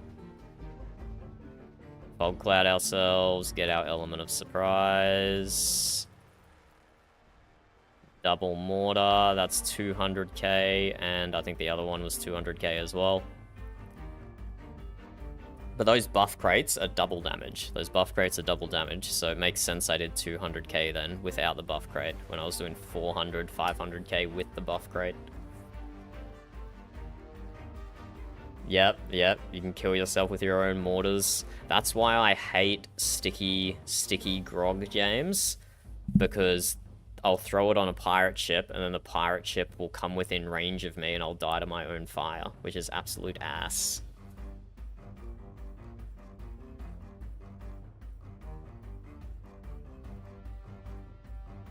Yeah, very nice, T-Bold, very nice. Rampage is definitely a fun skill to use. It does seem less usable now, though. See, like, if I don't use all my buffs, I'm only dealing like 50k damage. It does seem slightly less usable now that the default range of volley has been increased. Like, is your rampage range like half your volley range? I didn't get too much time pre 1.0 to really test my offense build.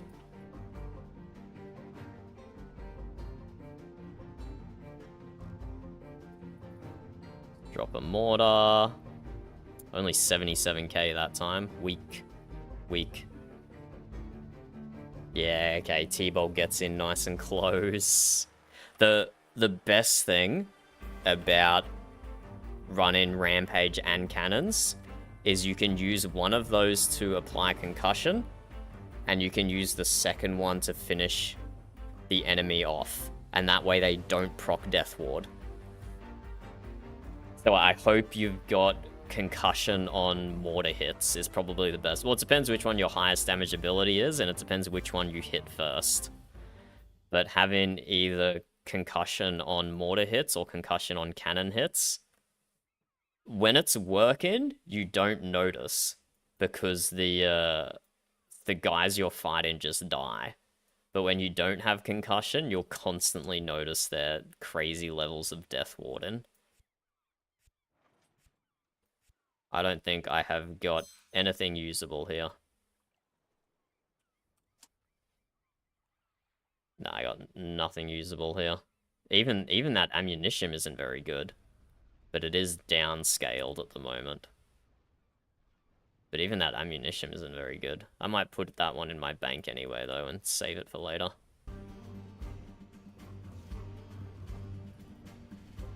That's 72k, followed by 373k. Not bad, not bad.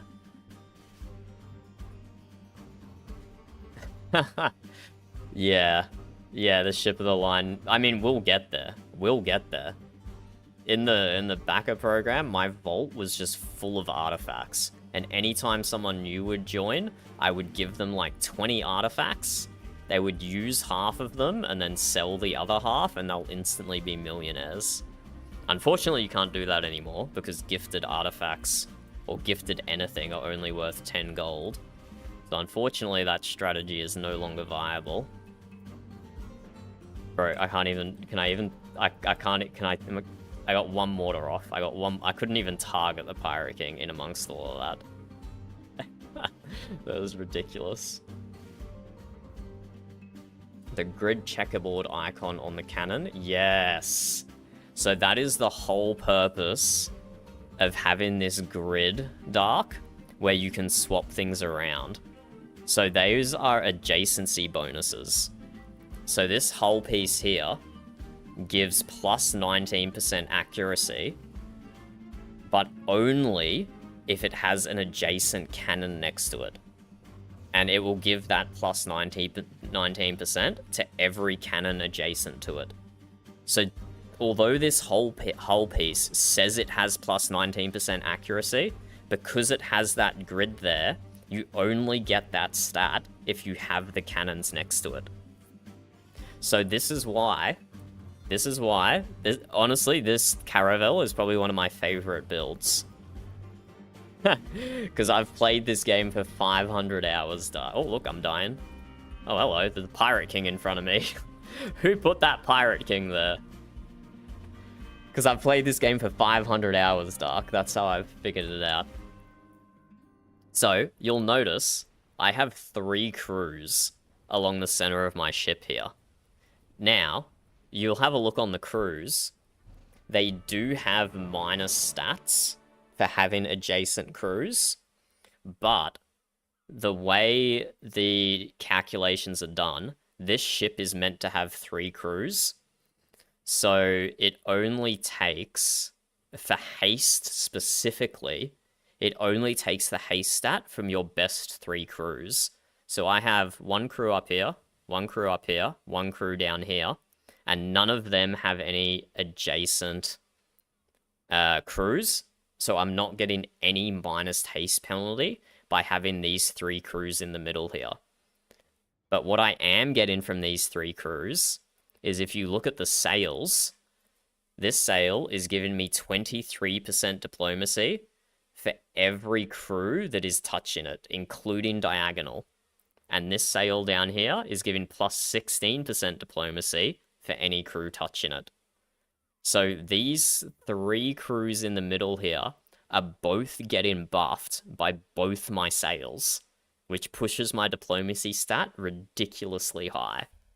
And this is an unoptimized ship as well. Once I rank some of this gear up, these crews in the middle, and plus these crates as well, this crate here is giving 45% diplomacy to this crew, and this crate is giving 44% diplomacy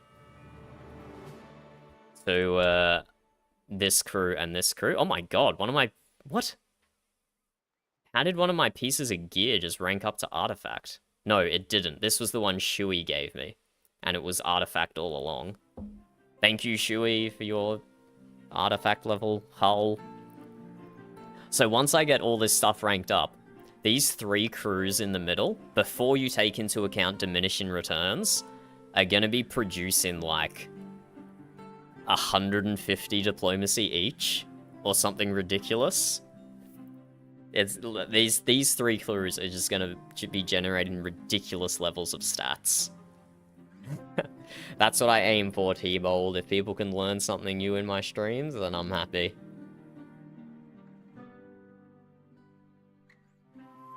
Yep, that's exactly Sin. It's a multiplier for each item. So each of my sails is given its diplomacy stat in total to 4 crews. This sail is given it to 5 crews. So I am penta-dipping in the diplomacy stat on this sail by giving that stat to 5 adjacent crews. So you can do some pretty ridiculous stuff in this game. You can do some pretty ridiculous stuff. Hello, Rice. How's it going? Bro, I'm probably still recovering from a cold I had last week. That's probably why I sound different. I am probably still recovering from a cold. My throat was absolutely tortured. And look at this, we got an artifact level hull. That's actually really good. 53 hull, 53 armor. I'm not going to use it for this build because I need the mobility that my current hull pieces give. If I slot this, I lose 11% mobility, but I do gain 10% hull and 10% armor. This is a really good hull. I'm going to keep this for later. But I need the mobility that my hull's given me here. Okay, and this thing ranked up, so those stats are actually a bit more reasonable.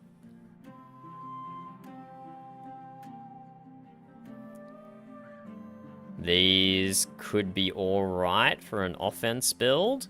They give mobility to sail, as well as armor and cannons. Armor's not great though, because Bloodthirst does not heal your armor, it only heals your hull. So these diplomacy hulls, unironically, might be better for offense ships as well. I might get rid of those two actually. I'll keep these two though. Wait, where did the Pirate King die? wait, I didn't get the loot from the last Pirate King. I'm too busy yapping.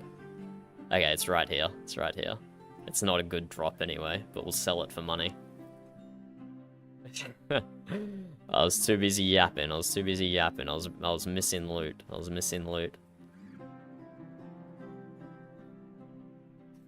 Why are you watching streams then, Rice, if you've got the most important exams of your life coming up?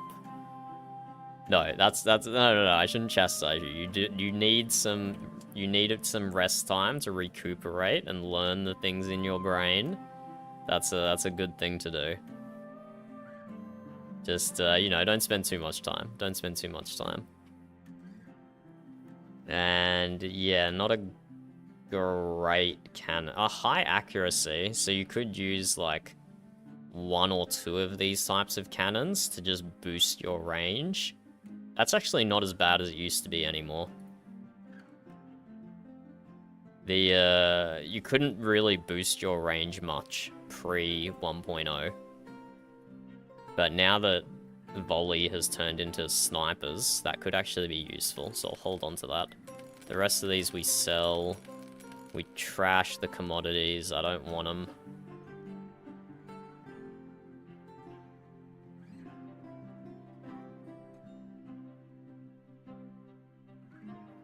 Yes, T-Bold. And you should have the Angel one as well, right?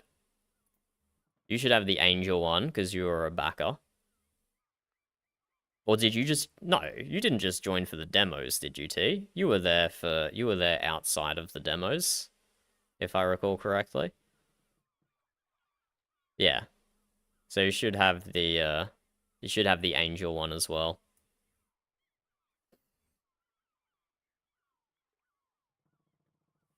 No worries, Dark. No worries, Dark. That's what I'm here for. If you have any other questions, please feel free to ask. Feel free to ask. Let's see. Let's see if there's anything in the shop for us. We've only got 1.3 mil. It's a respectable amount, but it's not as wealthy as I once was. I'm not as wealthy as I once was, so I have to be a little bit frugal with my purchases here. Oh, this mortar's interesting. But no, it doesn't have... Do I need water barrel repair? So, I've put 5 talent points into chilled water. I'm getting 10% hull repair from being consulate. My water barrel, and I'm getting plus 21% from my mortar. So my water barrel heals for 20k. And my hull is 26k. So no, it's not quite a one-shot heal yet.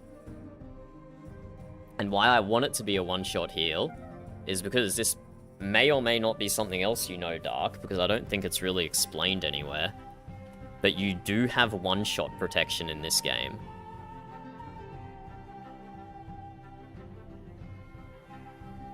Yeah, I think it's explained in the last paragraph of this. It doesn't really explain it very well, I don't think. But when I exit this instance, it will be more obvious, but because this is a 4 skull, there's a tiny little grey bar taking up the last, like, % of my health here. And that's telling me that I have one-shot protection. So if I get shot by something that does 100,000 damage, I will not take 100,000 damage. I will only take 26k damage and be reduced to 1% health. So that's why having a large self-heal with the water barrel is so powerful, because you can get taken down to your one-shot protection, immediately heal yourself to full with the water barrel, and then you're pretty much invulnerable again. So if you can learn to play around your one-shot protection, you can be tanky even on a non-tanky ship. And I hope James is still listening, because he runs a diplomacy build, and that's not a mechanic that is super obvious. So that might be helpful for him as well. That might be helpful info for him as well. How did I do that round, actually? Yeah, I did fine. I was yapping for a lot of it, but 21-6, pretty good KD. And is there anything in the shop for me? So my sales, I know, are definitely begging for an upgrade. Those have 23 mobility, 23 diplomacy, and 13 luck. And this one has a lot of luck, but less everything else.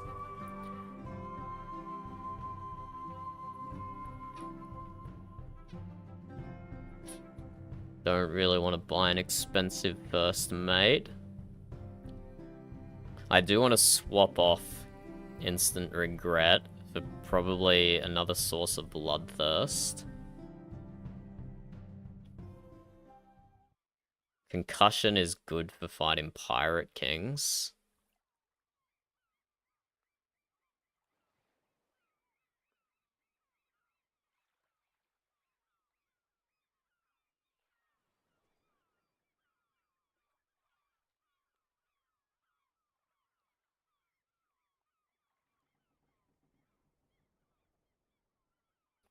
Let me just check these cheapo guys, see if they've got any skills I can take off them.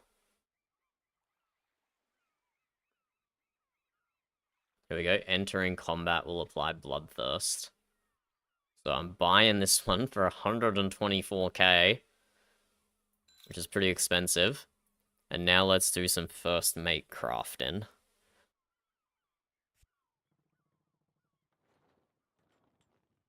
So I want to take this one.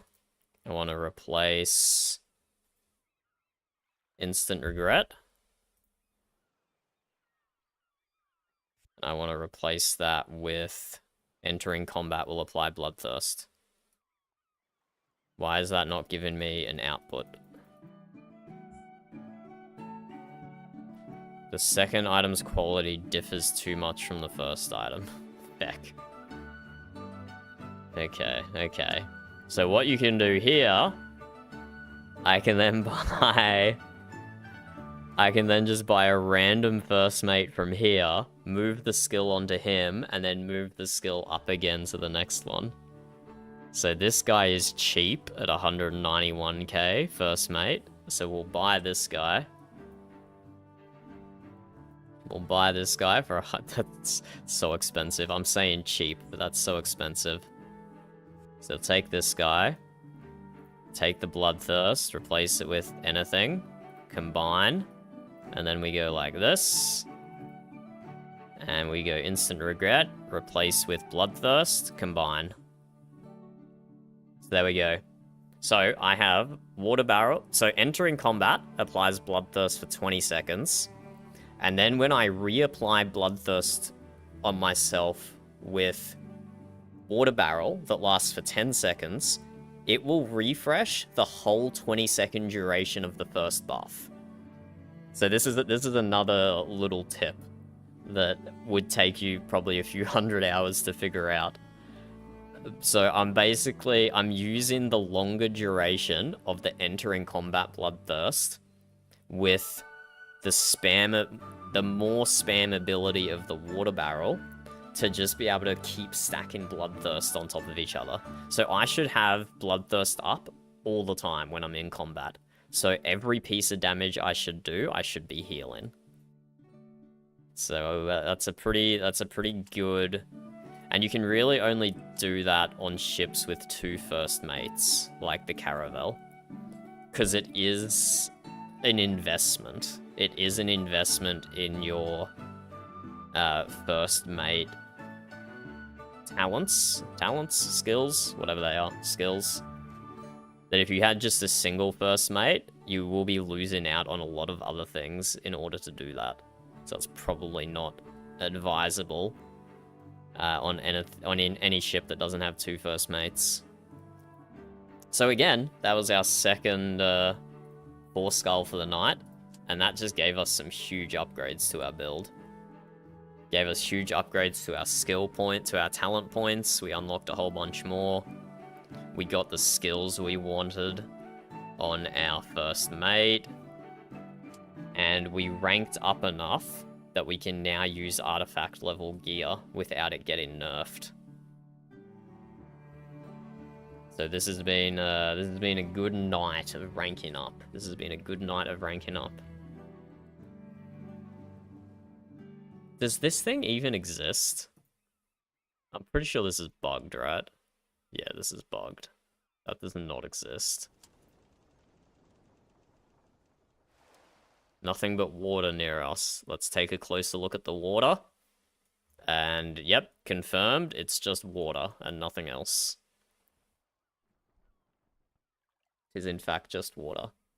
Yeah, I think that instance is bugged. I don't know why Muggsy is doing a captain level instance. I'm pretty sure they have a max level ship.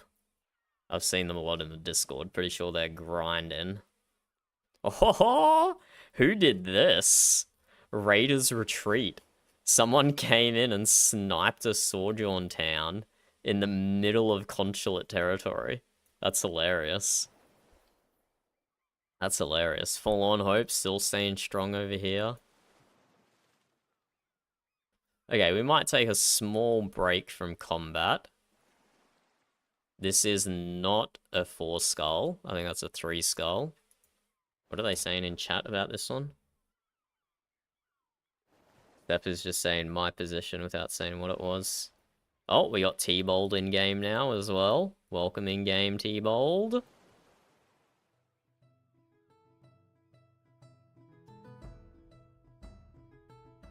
Yeah, low level one up there.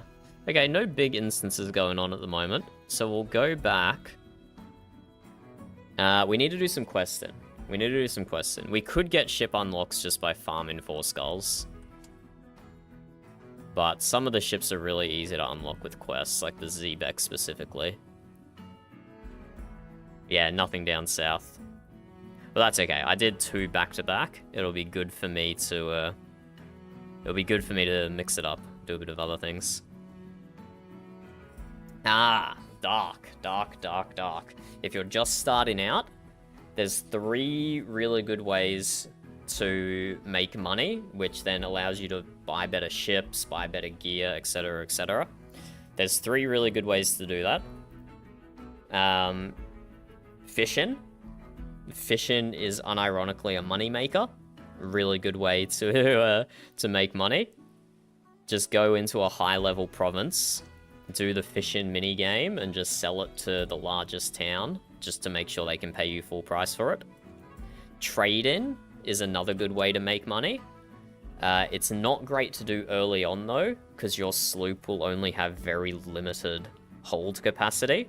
So save trade-in for a little later when you get a bigger ship that can transport more materials. And the third option is playing on an online server and join in all the team instances you can. The higher tier they are, the better, because you will get rewarded with bulk XP, bulk money. You'll get a whole bunch of loot that you can either sell or use. So it doesn't matter if the pirates are completely fecking you. Just your presence in the instance will get you pretty decent rewards. Okay, let's see how Forlorn Hope is going. Yep, the same 3 resources that it was missing when we first started today are still missing again. Beverage, masonry, and lumber. Beverage, masonry, and lumber. So let's pick up. Ooh, subsidy for bronze. Quiet delivery. I want to pick up some things with town supplies, just so I can boost my prosperity a little bit. Or, feck it, maybe I'll just dump resources into it. Fuck the town's prosperity. So, let's go do some trading runs. This is good to know for when you get a, maybe don't join 4 skulls. I mean, you can. There's nothing stopping you. Absolutely nothing stopping you. I would welcome brand new players into my 4 skulls. I don't give a shit. But maybe stick to like 2 skulls when you're still in a sloop. If you're still in a sloop, maybe stick to 2 skulls. But let me show you some crafting stuff. So I established my town super late. There was legitimately like less than half a dozen province locations left by the time I got in and established my province. So the only thing it can make for itself is food, unfortunately, which is why its prosperity is so low, because it has to buy everything else. But I've already got this scouted out. We are going up to New Haven here because it has hops as a raw resource, which is the one on the right there. It has a farm to collect the hops, and it has a brewery to turn that hops into drinks. So New Haven here is an excellent town to buy drinks from. But we're not just going to buy the drinks.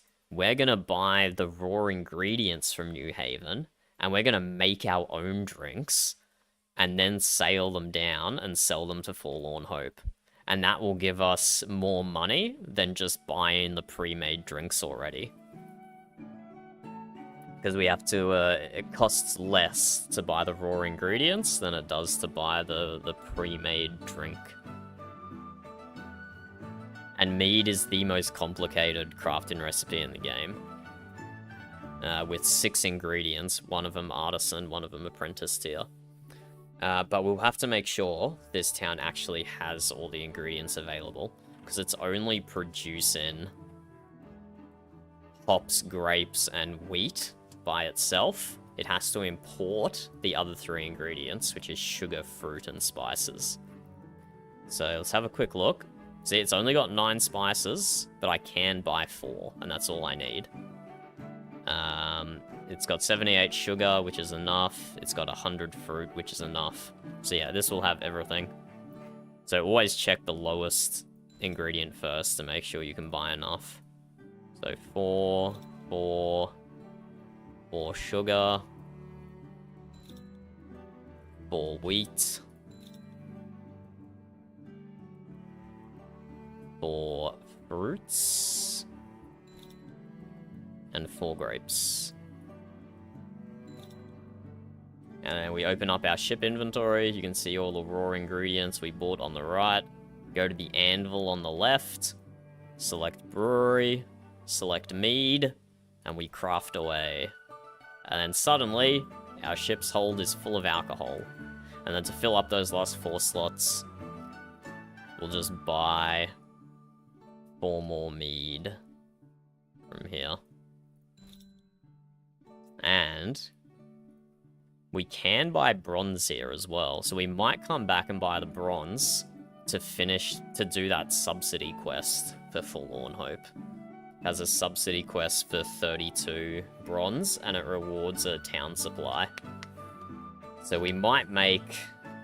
Nah, the map's gonna get reset soon, and the next time around the economy will be better, because people will know how to build provinces properly. I don't think there's any point in trying to massage Forlorn's Hope prosperity when the map's gonna reset probably pretty soon anyway. We'll just keep it positive on as many of the ingredients as we can for as long as we can, and it will just slowly grow its workshop and its population, even if its prosperity is rubbish.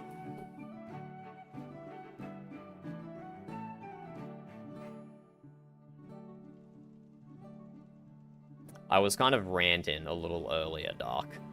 But the Discord at the moment is full of people complaining about ships being underpowered. And pre 1.0, I would use those exact same ships to solo 4 skulls. So the game being so fresh, and with everyone just zerging down 4 skulls on the public server, people are definitely underdeveloping some skills that they need to be good at the game. So people who have played the game a lot, like T-Bold and like myself, we don't care about the lowest level players joining our instance, because we know we can carry anyone who joins just fine. That might not be strictly true for 4 skulls all the time, because they are pretty challenging, and I don't have a max level ship yet. But even with the ship that I have here, I'm pretty sure I could solo a 3 skull, no problem. Let's do a bit of questing while we're here. Oh yeah, I should join the Valiant. Wait, no, I already have joined the Valiant. Because you can collect all the factions. Yeah, I've already joined Valiant. You can collect all the factions like Pokemon cards, so you can switch between them whenever you want, with an hour's cooldown.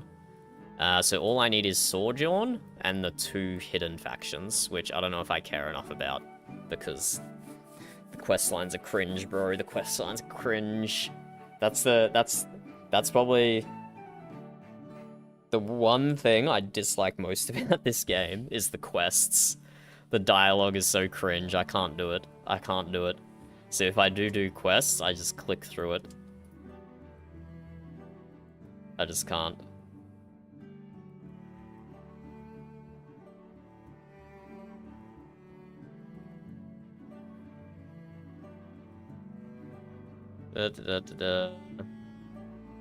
Sink him. Can't we just talk first? Fine, I will do it. See, all that dialogue just to get me to go sing someone. And we will take that subsidy. And I will just save that town supplies for the reset. I don't know why it has a subsidy for bronze, though. The town is fine on metal. The town has 475 metal.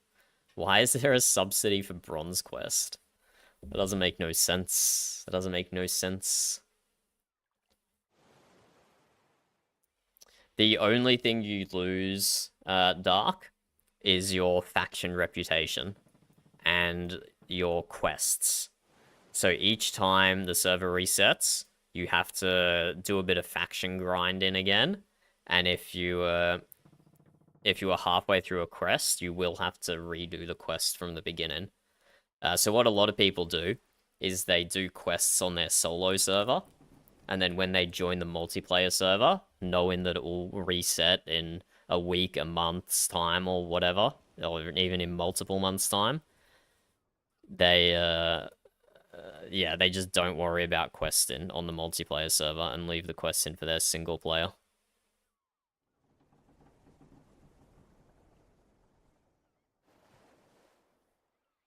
Let me go... Where is a good metal province around here, actually? I've never really looked. Since I built the smithy, I haven't looked for a good metal province. This could be a good one. It's got a stonecutter, a smith, and it has one source of metal. I think that's cassiterite. I don't know what you need for bronze, though, but that's probably fine. The blacksmith there will mean... the blacksmith and the stonecutter will mean it's buying ingredients for metal. So we'll just go down to Night City, buy 32 ingots of bronze, and take that back to Forlorn Hope. Finish that quest.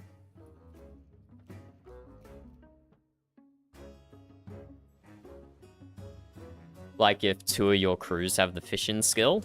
No, that does not do anything. That does not do anything. Or if 2 of your crews have the field repairs crew skill, doesn't do anything. Oh my, okay. You really had to just jump me immediately. I'll throw fire on one of them and Grogalov on the other, and we immediately win. Well, that was easy. That was easy.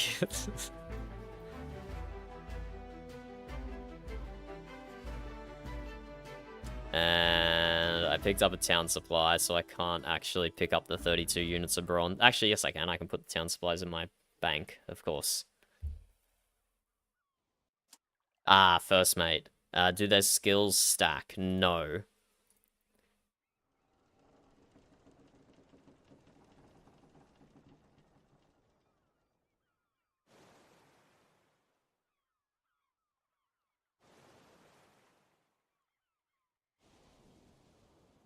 What?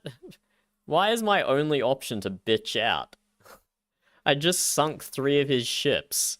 And then my only option is to bitch out and go, wait, I don't know. I was sent here to sink you. Please don't hurt me. Fuck off. Terrible. Terrible.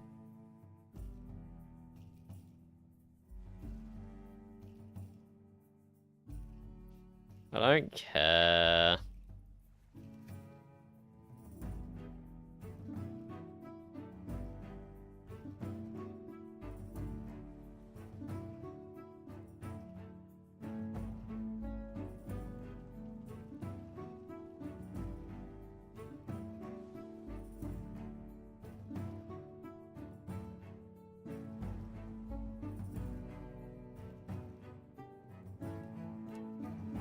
I don't care. I don't care. I'm sorry. I'm sorry if you're here to watch quests. But my excuse is, I've done most of these before on the test server, and I don't want to spoil them for you guys. You should get in and do the quests yourself, and you might appreciate them more than I do.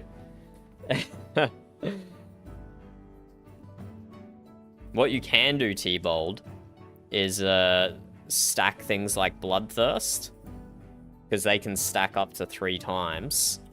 I don't think you can stack them from the same source, but you can stack them from different sources. So I can trigger my first stack of Bloodthirst by entering combat. That lasts 20 seconds. And then I can trigger my second stack of Bloodthirst by healing myself with a water barrel. And that will give me a second stack of Bloodthirst, and it will refresh the duration to the 20 seconds of the original one instead of the 10 seconds of the new one.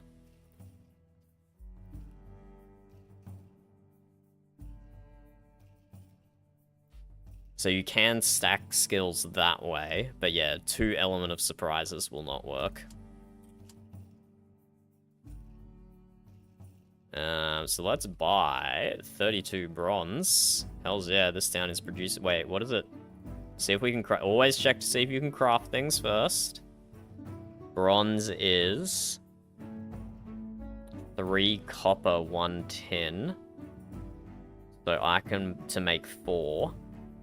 So it's actually cheaper for me to buy the bronze. But what about the raw ingredients? I can make tin from 1 cassiterite. How much does 1 cassiterite cost?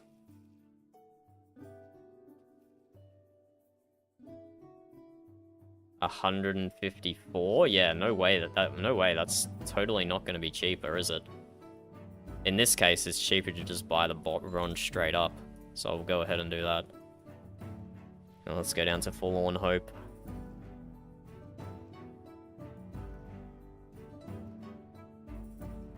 There's a particular captain skill for a fence that I've seen. Like, what, bring out... You already used Lucky Coin. Bring out the stash.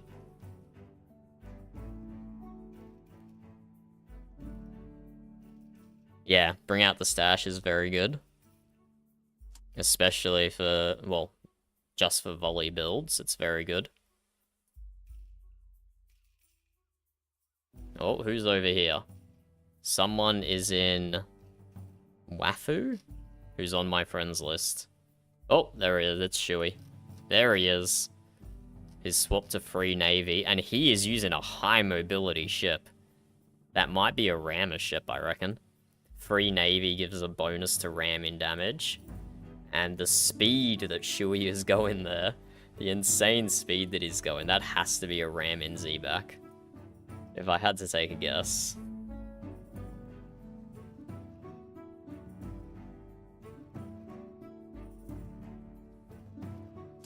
Death Ward is absolutely an S tier skill.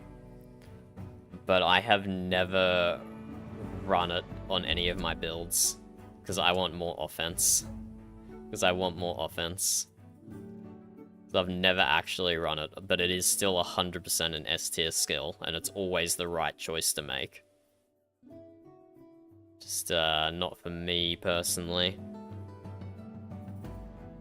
Oh, wait, this mortar? No, it has 100% sticky grog chance. Fuck off with that nonsense. I don't want it.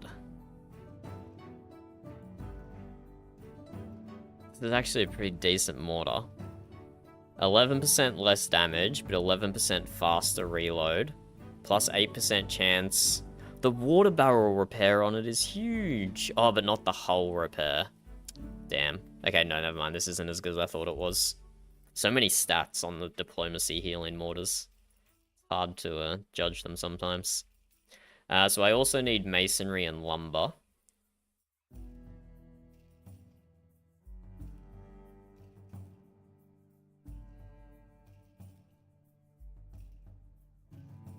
So let's do this buried treasure quest. And then we'll go buy masonry and lumber from somewhere.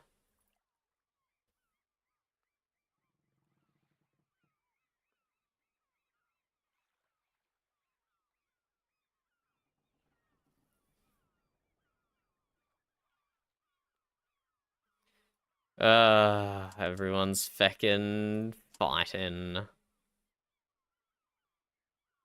And now we go to Alvana for Merchant Mask. Oh my god, I don't care. I don't care. I just want whatever the reward this quest gives me. Which is also talent points. Quests do reward you with talent points. So you unfortunately do have to do them all at least once. Bro, why is there an option to hug her? What the fuck? I've just been clicking yes and no to every single thing. Sure, you can trust me. But I'm not fucking hugging you, you weirdo.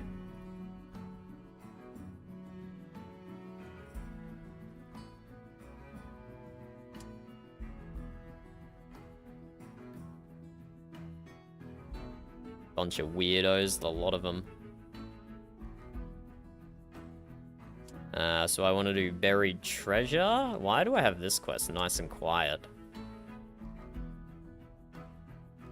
Rewards a cannon. Why did I ever take this?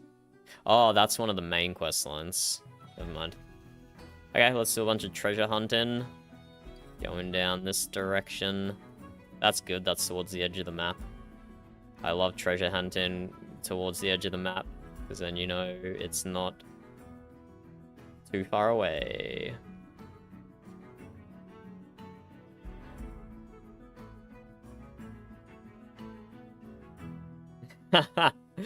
Yeah, I hate that, T. I hate that. Aaron has made some adjustments to that. So if you get in combat with an empty slot, it just auto-fills it with low-tier stuff, which is good.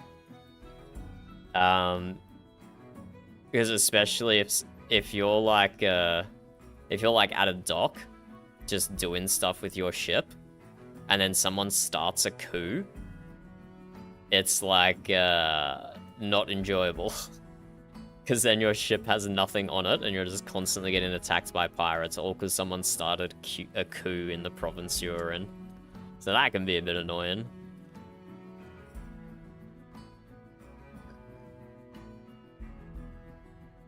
I am gonna go a fishing build. Unironically, Dark, a fishing build would be high mobility, so you can sail between fishing spots faster. And your crews can actually increase their skill in fishing. Do I even have a fishing crew? Yeah, here we go. You can actually increase your crew's specific fishing skill. And I guess it probably lets you move faster. It gives you some buff to the fishing minigame. I can't be more specific than that, because I don't do it often. But unironically, you can make a fishing build.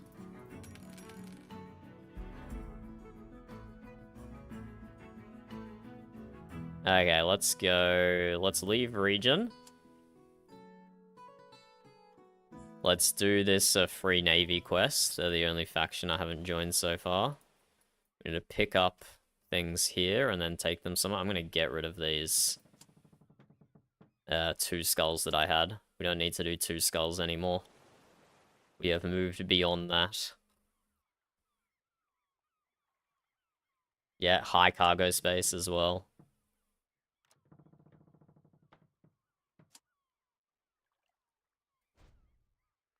Yeah, give me the suspicious cargo. Give me the suspicious cargo. I will sail out north here. I'll sail out north. But yeah, and if you look at my health bar now, in the top left, this is what I was talking about with the different colored bar. So because I'm not in a combat instance or a high difficulty zone, my one-shot protection is like 30% of my health. So if I get nuked, it will only take me down to this threshold here, and I'll still have a ton of health left. And then I can heal up to full, get that one-shot protection back again, and just like never drop below 30% if you play your cards right.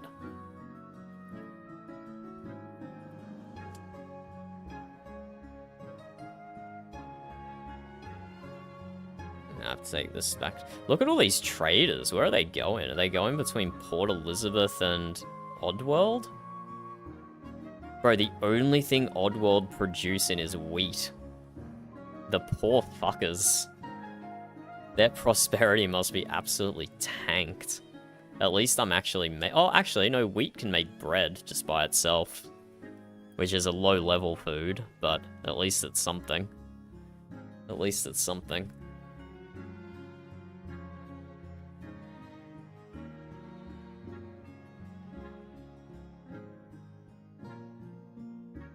Oh, we have Agent T-Bold in Forlorn Hope. Don't look too closely at my cargo, T-Bold. I'm transporting illicit goods right now. I'm transporting illicit goods. Please don't do a spot inspection. That would devastate me financially and I might never recover. No, it's not sus at all. What do you mean? What do you mean?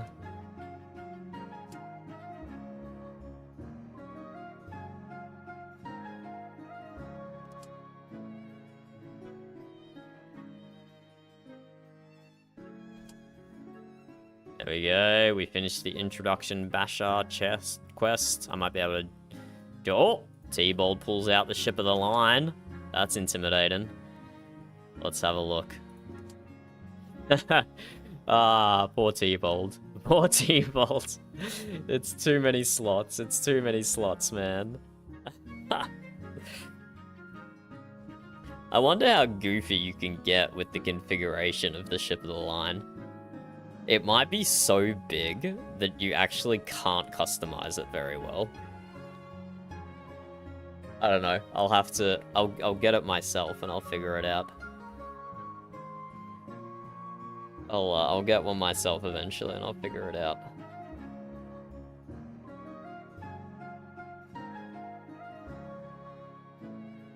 Because if you just... Okay, hear me out, T-Bold. If you just didn't put cannons on the ship and stacked crews... Oh, you can't really stack crews on the inside and the middle, can you? You'll just get fecked over by adjacency penalties. I don't know, I wonder if you could run a diplomacy ship of the line.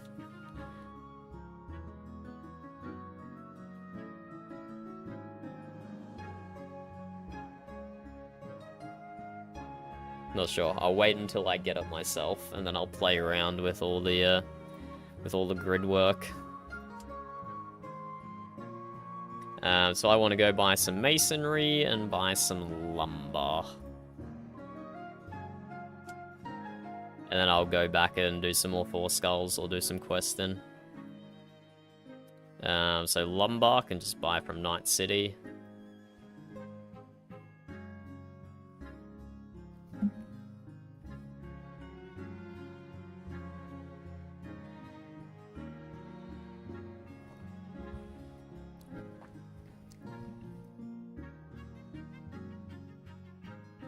Oh, hello.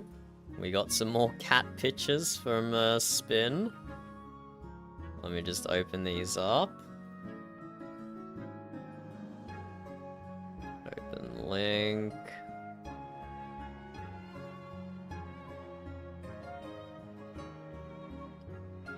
Let's check out the kitty pictures. We have sleeping on the bed. Sleeping in a box. Oh my god, look at that belly. That is a pattable belly, that's for sure. And we have in the top of a cat scratching tree nest thing. Very cute cat pictures, Spin. Thank you. Thank you as always.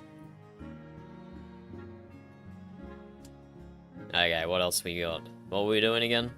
We were picking up mahogany. That's what we were purchasing here. Purchasing lumber to take back to Forlorn Hope. And then we'll jump into some more Four Skulls. But I do enjoy the pacing of Windward. You can do a bunch of hardcore combat instances. And then you can go back and do a bit of trading and province building. It's kind of nice, I like it. So I can buy... Yeah, feck it. We're just going to buy exceptional quality lumber. It's the most efficient. Oh, you can only buy 20. Whatever, we're just buying it. Because there is no lumber recipe that guarantees exceptional quality. If I have a look at the lumber mill here, the best one is 25%.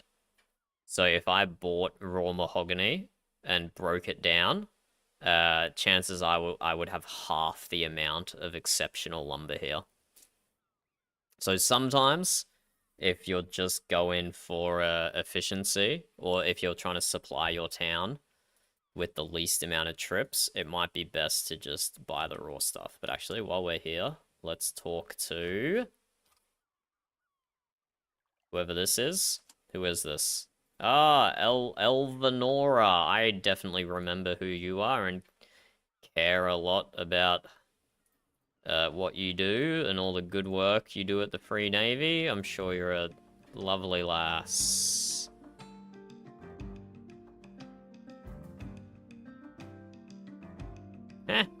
I swear she's already asked me this before, and there should be a third option here.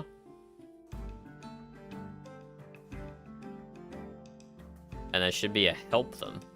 Let me ask you this question, Captain. If you had encountered another ship adrift at sea, showing clear signs of battle and in no condition to resist anything you should choose to do it, what would be your plan of action?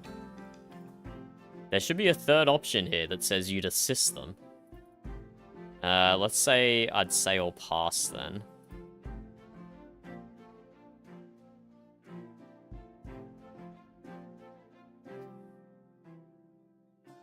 Okay, T-Bold reckons it might be a bug. It might be a bug. What do I have to do? Defeat Sarash in battle. Remain in wherever I am. Okay. Sure, if I have to. What's this quest gonna give me? Okay, nothing I need my inventory for, which is good, because my inventory is full. Let's go kill this pirate to the north. Easy enough. While we sail up there. I'm gonna eat some of my birthday chocolate. Sorry, but I'm not sharing. And I'm also not that sorry. Because I really like chocolate. Because I really like chocolate.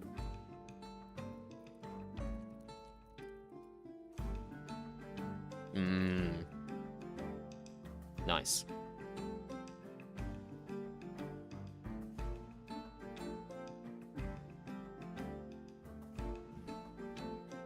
Let's get this boat. Oh, that's the wrong ship. I just dropped a fire mortar on the wrong ship. That's okay, they don't seem to mind. They don't seem to mind. That's a poor innocent Navy ship, and I just dropped a Krogolov cocktail on their asses. My bad, my bad. I swear I'm playing a good guy-ish. I swear I'm playing a good guy, kinda.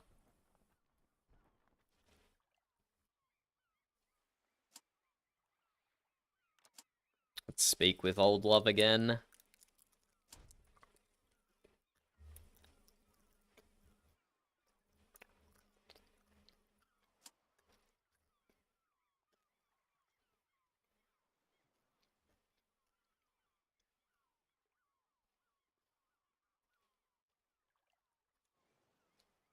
Okay, I'm still not getting any 3 skull quests. I clearly need to up my gear score. And also probably up my talent points. Oh, but where do I go now with talent points?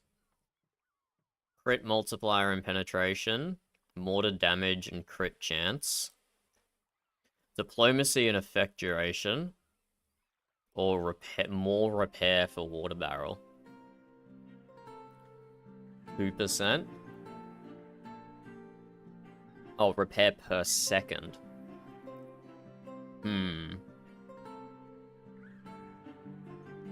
I wonder if I invest into repair per second. That means I can get rid of my mortar, that does 20% mortar barrel repair, and instead just have a mortar that concentrates on full damage. Not sure. We'll experiment with that later on when we actually have an alternate mortar. But I think mortar damage or crit chance or crit multiplier and penetration. We usually use Grog for high defense targets, so we don't necessarily need a lot of penetration on our mortar, so we'll go mortar damage and crit chance. And then after that, we might swap over the defense tree. Actually, maybe even now. Fuck it, let's swap to the defense tree now.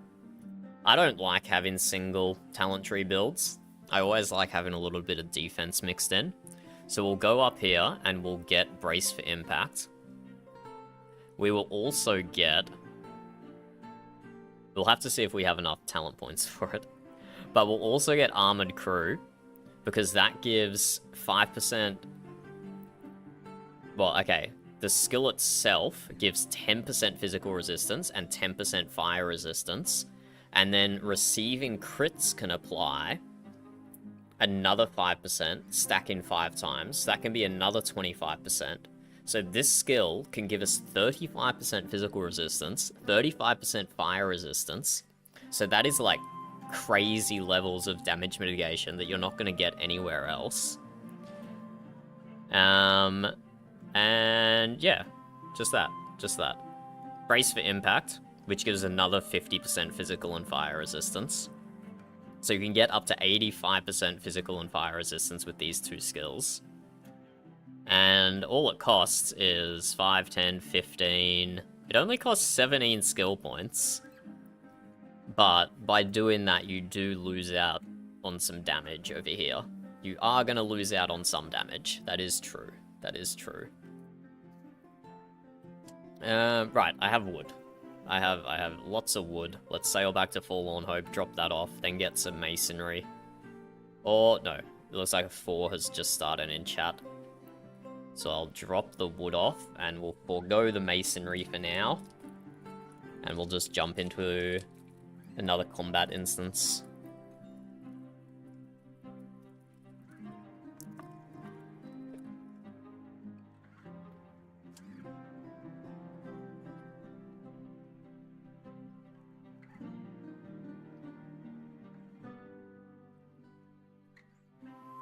Oh, it's down here. Shuey's already in there. T-Bold's already in there.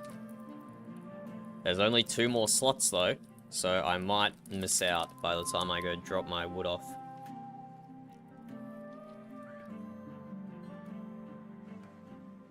But I'm not letting my wood go to waste. Nuh-uh.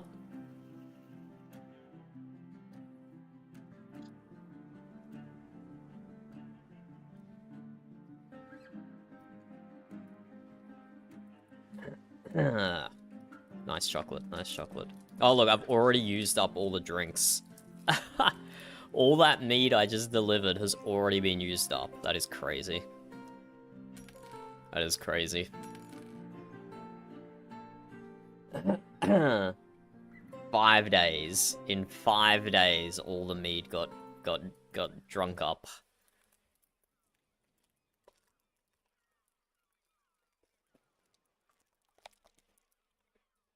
Oh, you have to build the Bylander with resources. Interesting. I've never done the quest.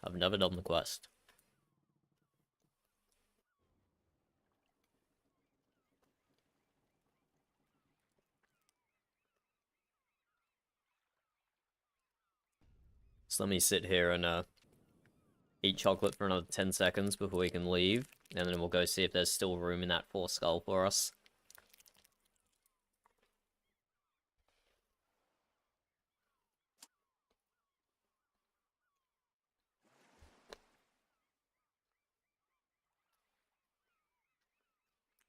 Still 2 slots.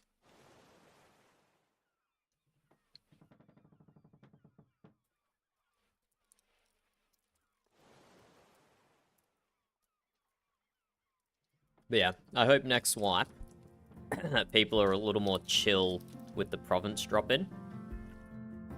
And I can actually make something that produces more than just food. That'd be good. Because the prosperity of Forlorn Hope is never gonna recover. Never gonna recover.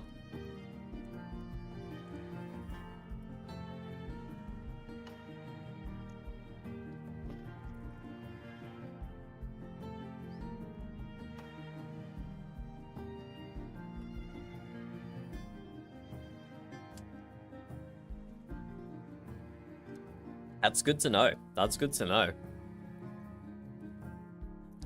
That kind of makes a silk province far more valuable, even if it has nothing else. Well, I suppose that's probably not going to last forever. There we go. I nuked one. That guy is a healer though, so he's going to be a tough nut to crack. I'm gonna fog myself here to get Element of Surprise back. He also fogged himself, the dick. And then that guy... Fuck. If that third one didn't rock up, or that fourth one didn't rock up, I would have been fine.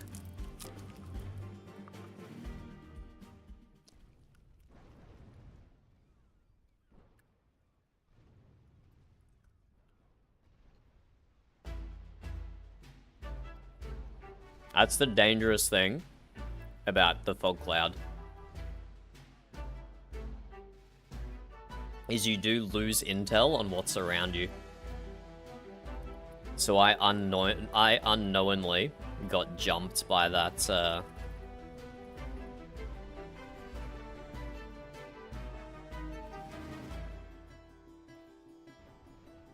I unknowingly got broadsided by that guy right as I exited the fog cloud. Which is unfortunate.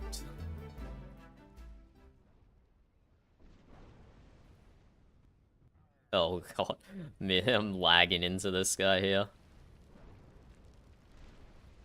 Let's get Element of Surprise to help take down the Citadel. Ugh. Terrible damage. Only 54k with that one. But yeah, I have 3 stacks of Bloodthirst.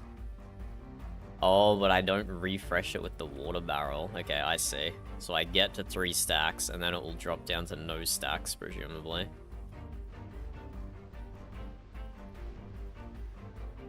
There we go. A double mortar, 262k, followed by 50k. Not bad, not bad. Well, let's find some pirates to sink. I don't want to fight freaking towers. Nah, you did. You've got some great provinces there, pup. You've got some great provinces there.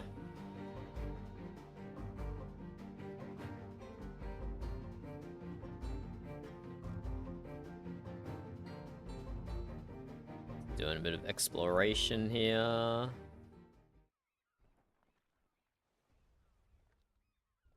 There we go, at a baby tower. 200k, followed by 50k.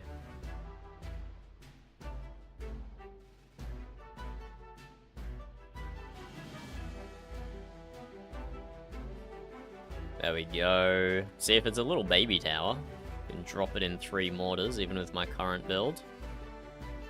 And thanks to Bloodthirst, I healed to full. Didn't need a water barrel. So let's do a sneaky capture down here. And you can fog yourself while you capture a town as well. It won't stop pirates come in to try and take it off you, but at least they won't kill you. At least not straight away. Okay, we got some pirates over here.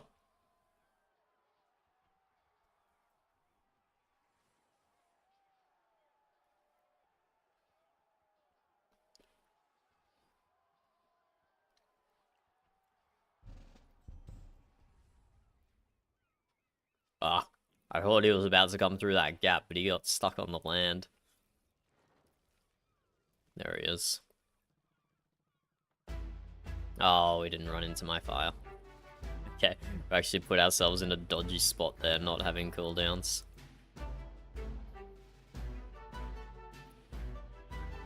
Now, now the pirate's in my fog cloud. Let's wait for the fog cloud to dissipate. Then get back in combat. One grog over there, one grog over there. Both of those should be pretty high damaging. That guy's a healer though, unfortunately. Well, not a healer, but a diplomacy build, so he might survive that. Drop that on myself. And then, okay, there's fog. The diplomacy build has fogged itself, so now I can't do anything about it. So I'll just chuck that there. 3 stacks of bloodthirst, so that's just healing me to full, even without a water barrel. It's gonna try and ram. I'm gonna go for the diplomacy build here. Still hiding in fog clouds, eh? Gonna wait for that to expire, and then nuke him. Done. How dare you hide from me? How dare you hide from me? Now let's see if we can finish off the rammer build. Fog cloud. Nuke. Decent damage, decent damage.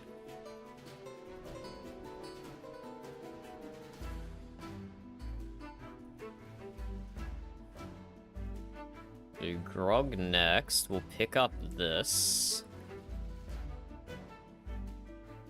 Yeah, see, it's not worth damage unless I'm proccing element of surprise. So I'm gonna fog myself. Trigger the diplomacy crate, and this is gonna be huge damage here. You ready? Element of surprise, double mortar. Oh, still not enough to kill. Only 40k each. I should have dropped one Grogolov. That does work better against high damage guys. High hull guys. Look at that, 34k damage hit was better than my mortars. There we go, finished off with a massive snipe there by the offense ship.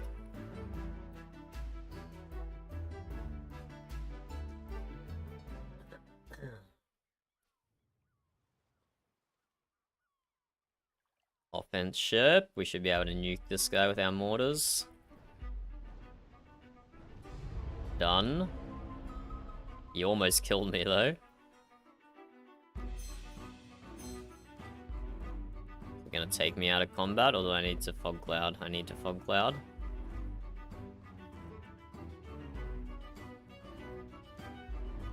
I'm gonna take a nasty deadly shot broadside here. Back and into a citadel. Why did there have to be a citadel there? I thought I was clear. I thought I was clear.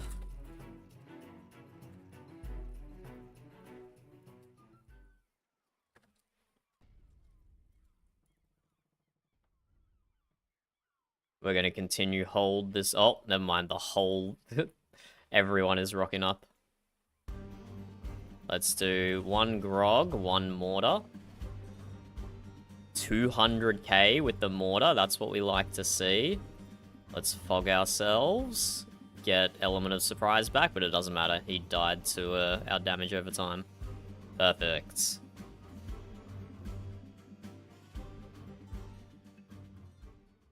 One more pirate ship down here, then we'll go help with the pirate kings. Oh, yep, Shui's running a rammer. That is definitely a Z-back. And that was definitely a ram that he just did there. I recognized it. Merchant Uwu is here again. We were starting to recognize some of the same names here.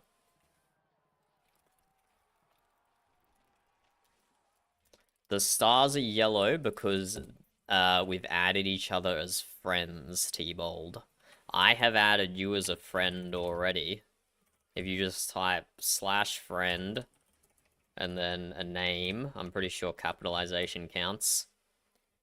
Oh, there we go. I just removed you from my friends list. I didn't know that was going to happen. So you can do that, and then we'll share our map line of sight. And you'll show up as a yellow star to each other. There we go. I can see you as a yellow star now in the very northeast. I can see you and Shui.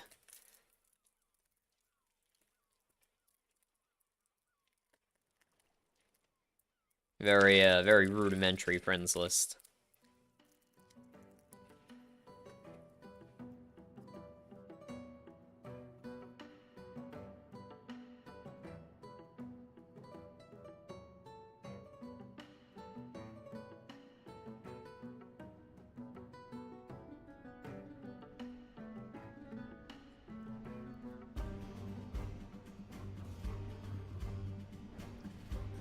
$50k and $50k, not my highest damage mortars, unfortunately. Let's pick up that diplomacy crate, though. Drop a fog cloud. Trigger the diplomacy crate. And now mortar his ass. 80k, a little bit better. I don't want this person to die next to me, because they'll explode and deal damage to me. But, like, I don't want to be next to them, because they could get me killed. Which is not ideal. Gonna wait for my fog barrel. I don't know whose fire that is. I'm gonna assume that that is ours, and I can safely sail through it.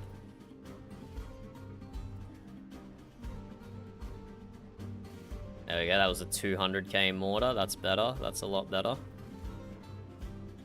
Let's do a reset.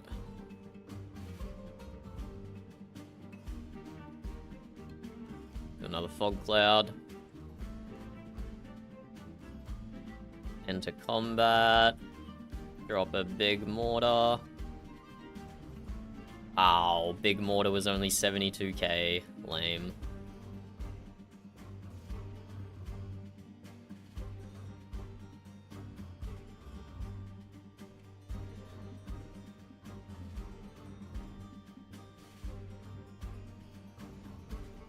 Yeah, I'll be able to drop a double mortar this time.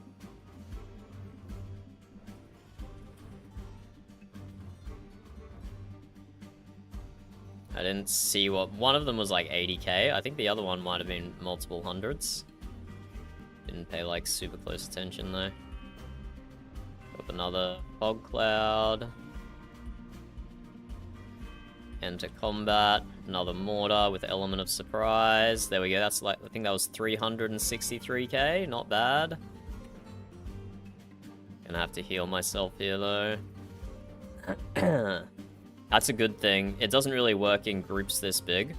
That's a good thing about drop-in, combo, Grogolov, and direct damage. It means thanks to your Bloodthirst, the Grogolov will keep healing you for its full duration, which is handy. Pick up this guy. I think that's a crew. An offense crew.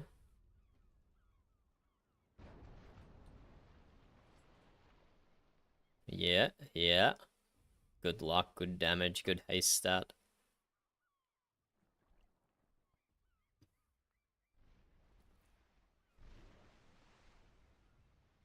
Now let's deal with the other PK.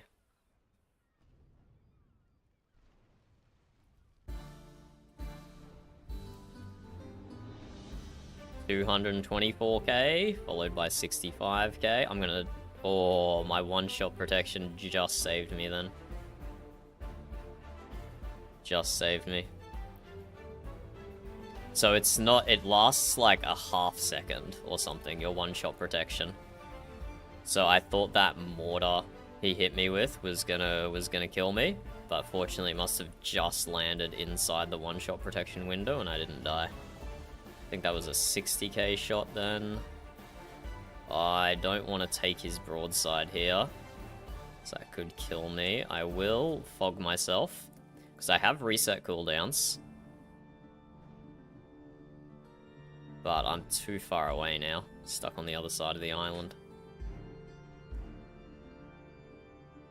So let's get back towards the Pirate King again. Ready with the fog cloud again. Buff myself with all the buff crates. This should be a good double. 393k and 315k, I think the second one was. That was very decent. That was very decent.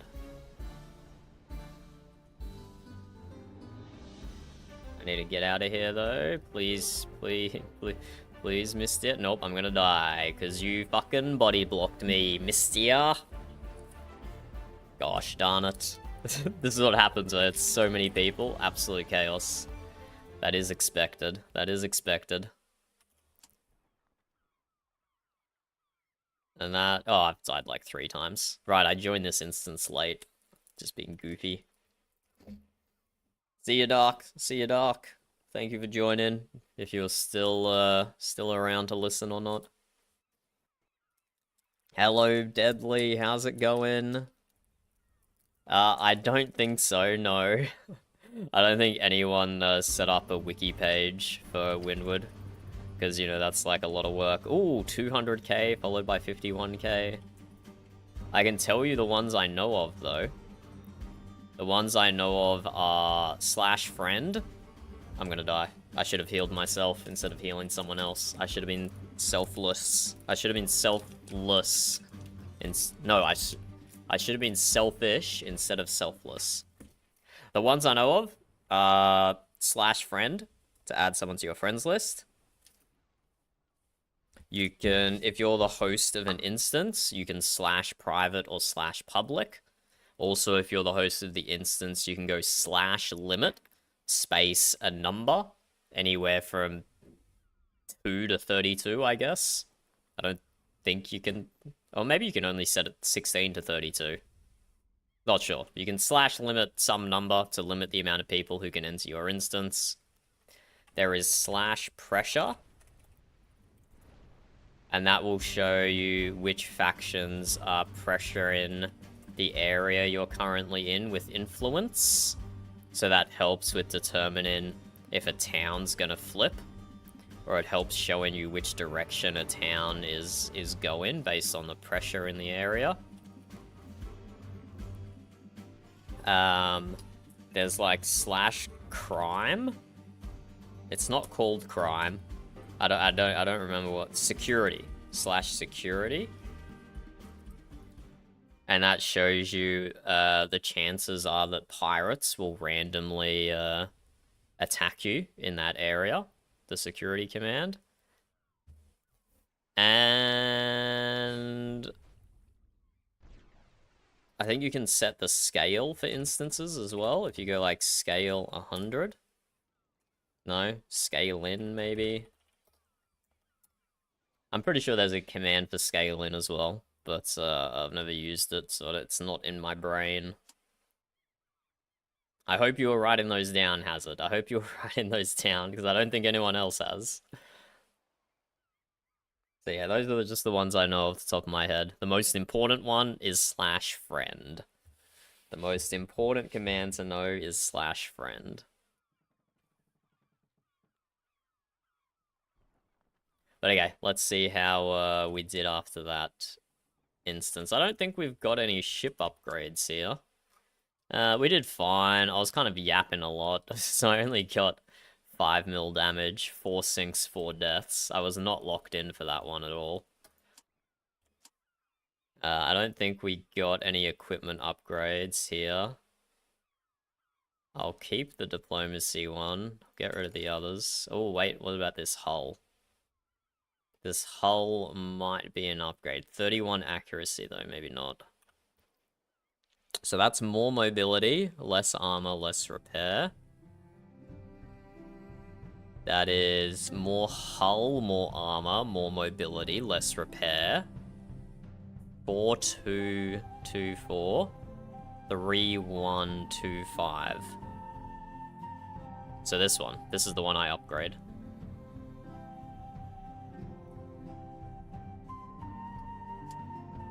There we go. Okay, we got a small gear upgrade. We got a small gear upgrade. I'm okay with that. Get rid of these. We'll keep these 2 in our vault though for later on. We may or may not use them.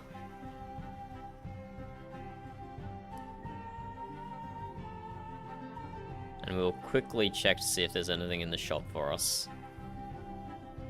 We don't have a lot of money to spend. We only got 1.3 mil, which is not much.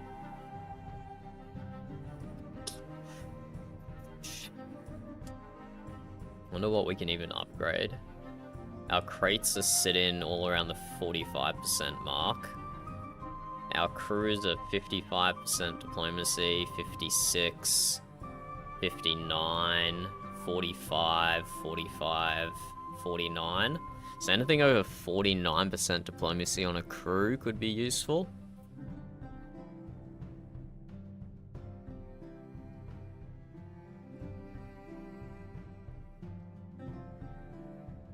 Ooh, that sail looks kind of good.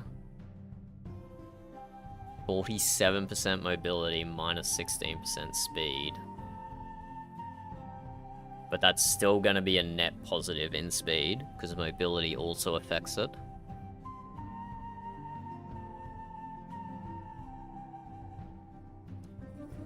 That is an interesting heal-in mortar. It deals slightly less damage, longer reload.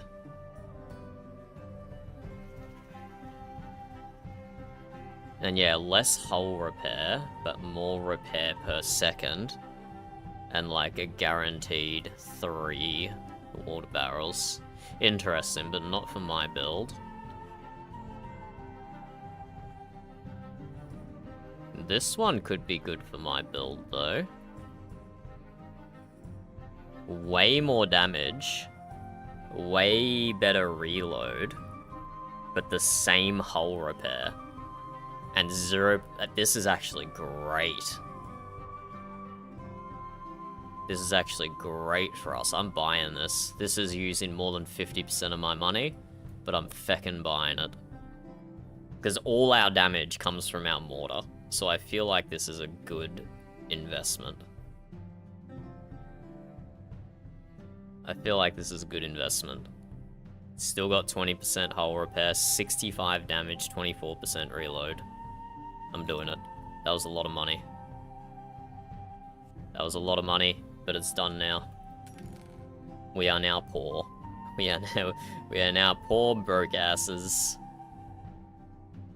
Oh, and there's a 69% diplomacy crew who I can't afford. No! How much would have this boosted my diplomacy? 69% diplomacy. Ah, it would have only given me plus 5%. Because I'm up to the stage where diminishing returns is significant.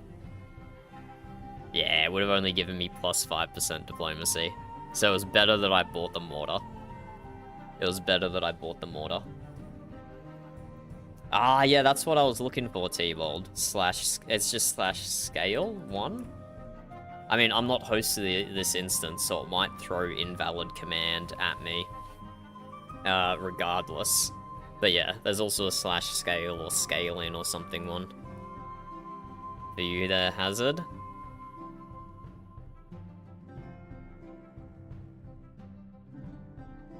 Okay, that was a lot of money spent. That was a lot of money spent. Pity I can't buy that crew, but another time. Another time for sure. No.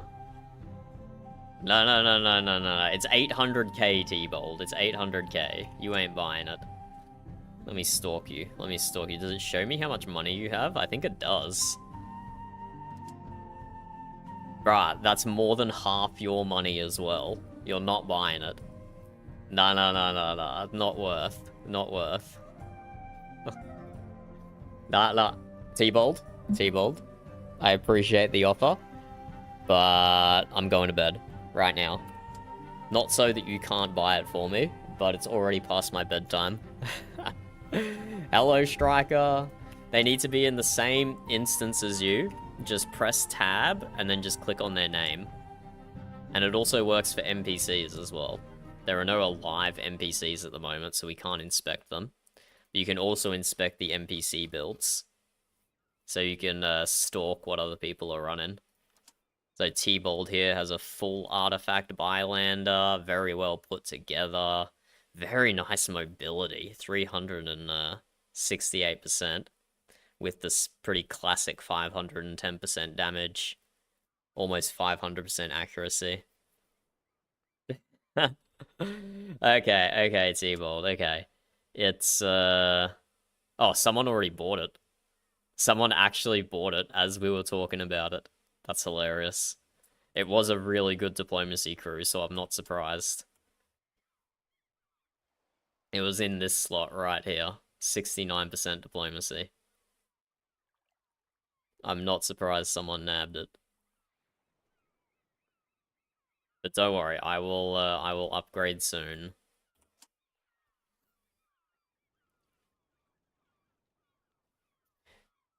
If you control tab, Striker, that, if you click on them here, that opens a whisper to them. But if you just press tab, and it's the combat summary for the instance that you're in, that will show you their ship. That will show you their ship. Slightly different. Very slightly different.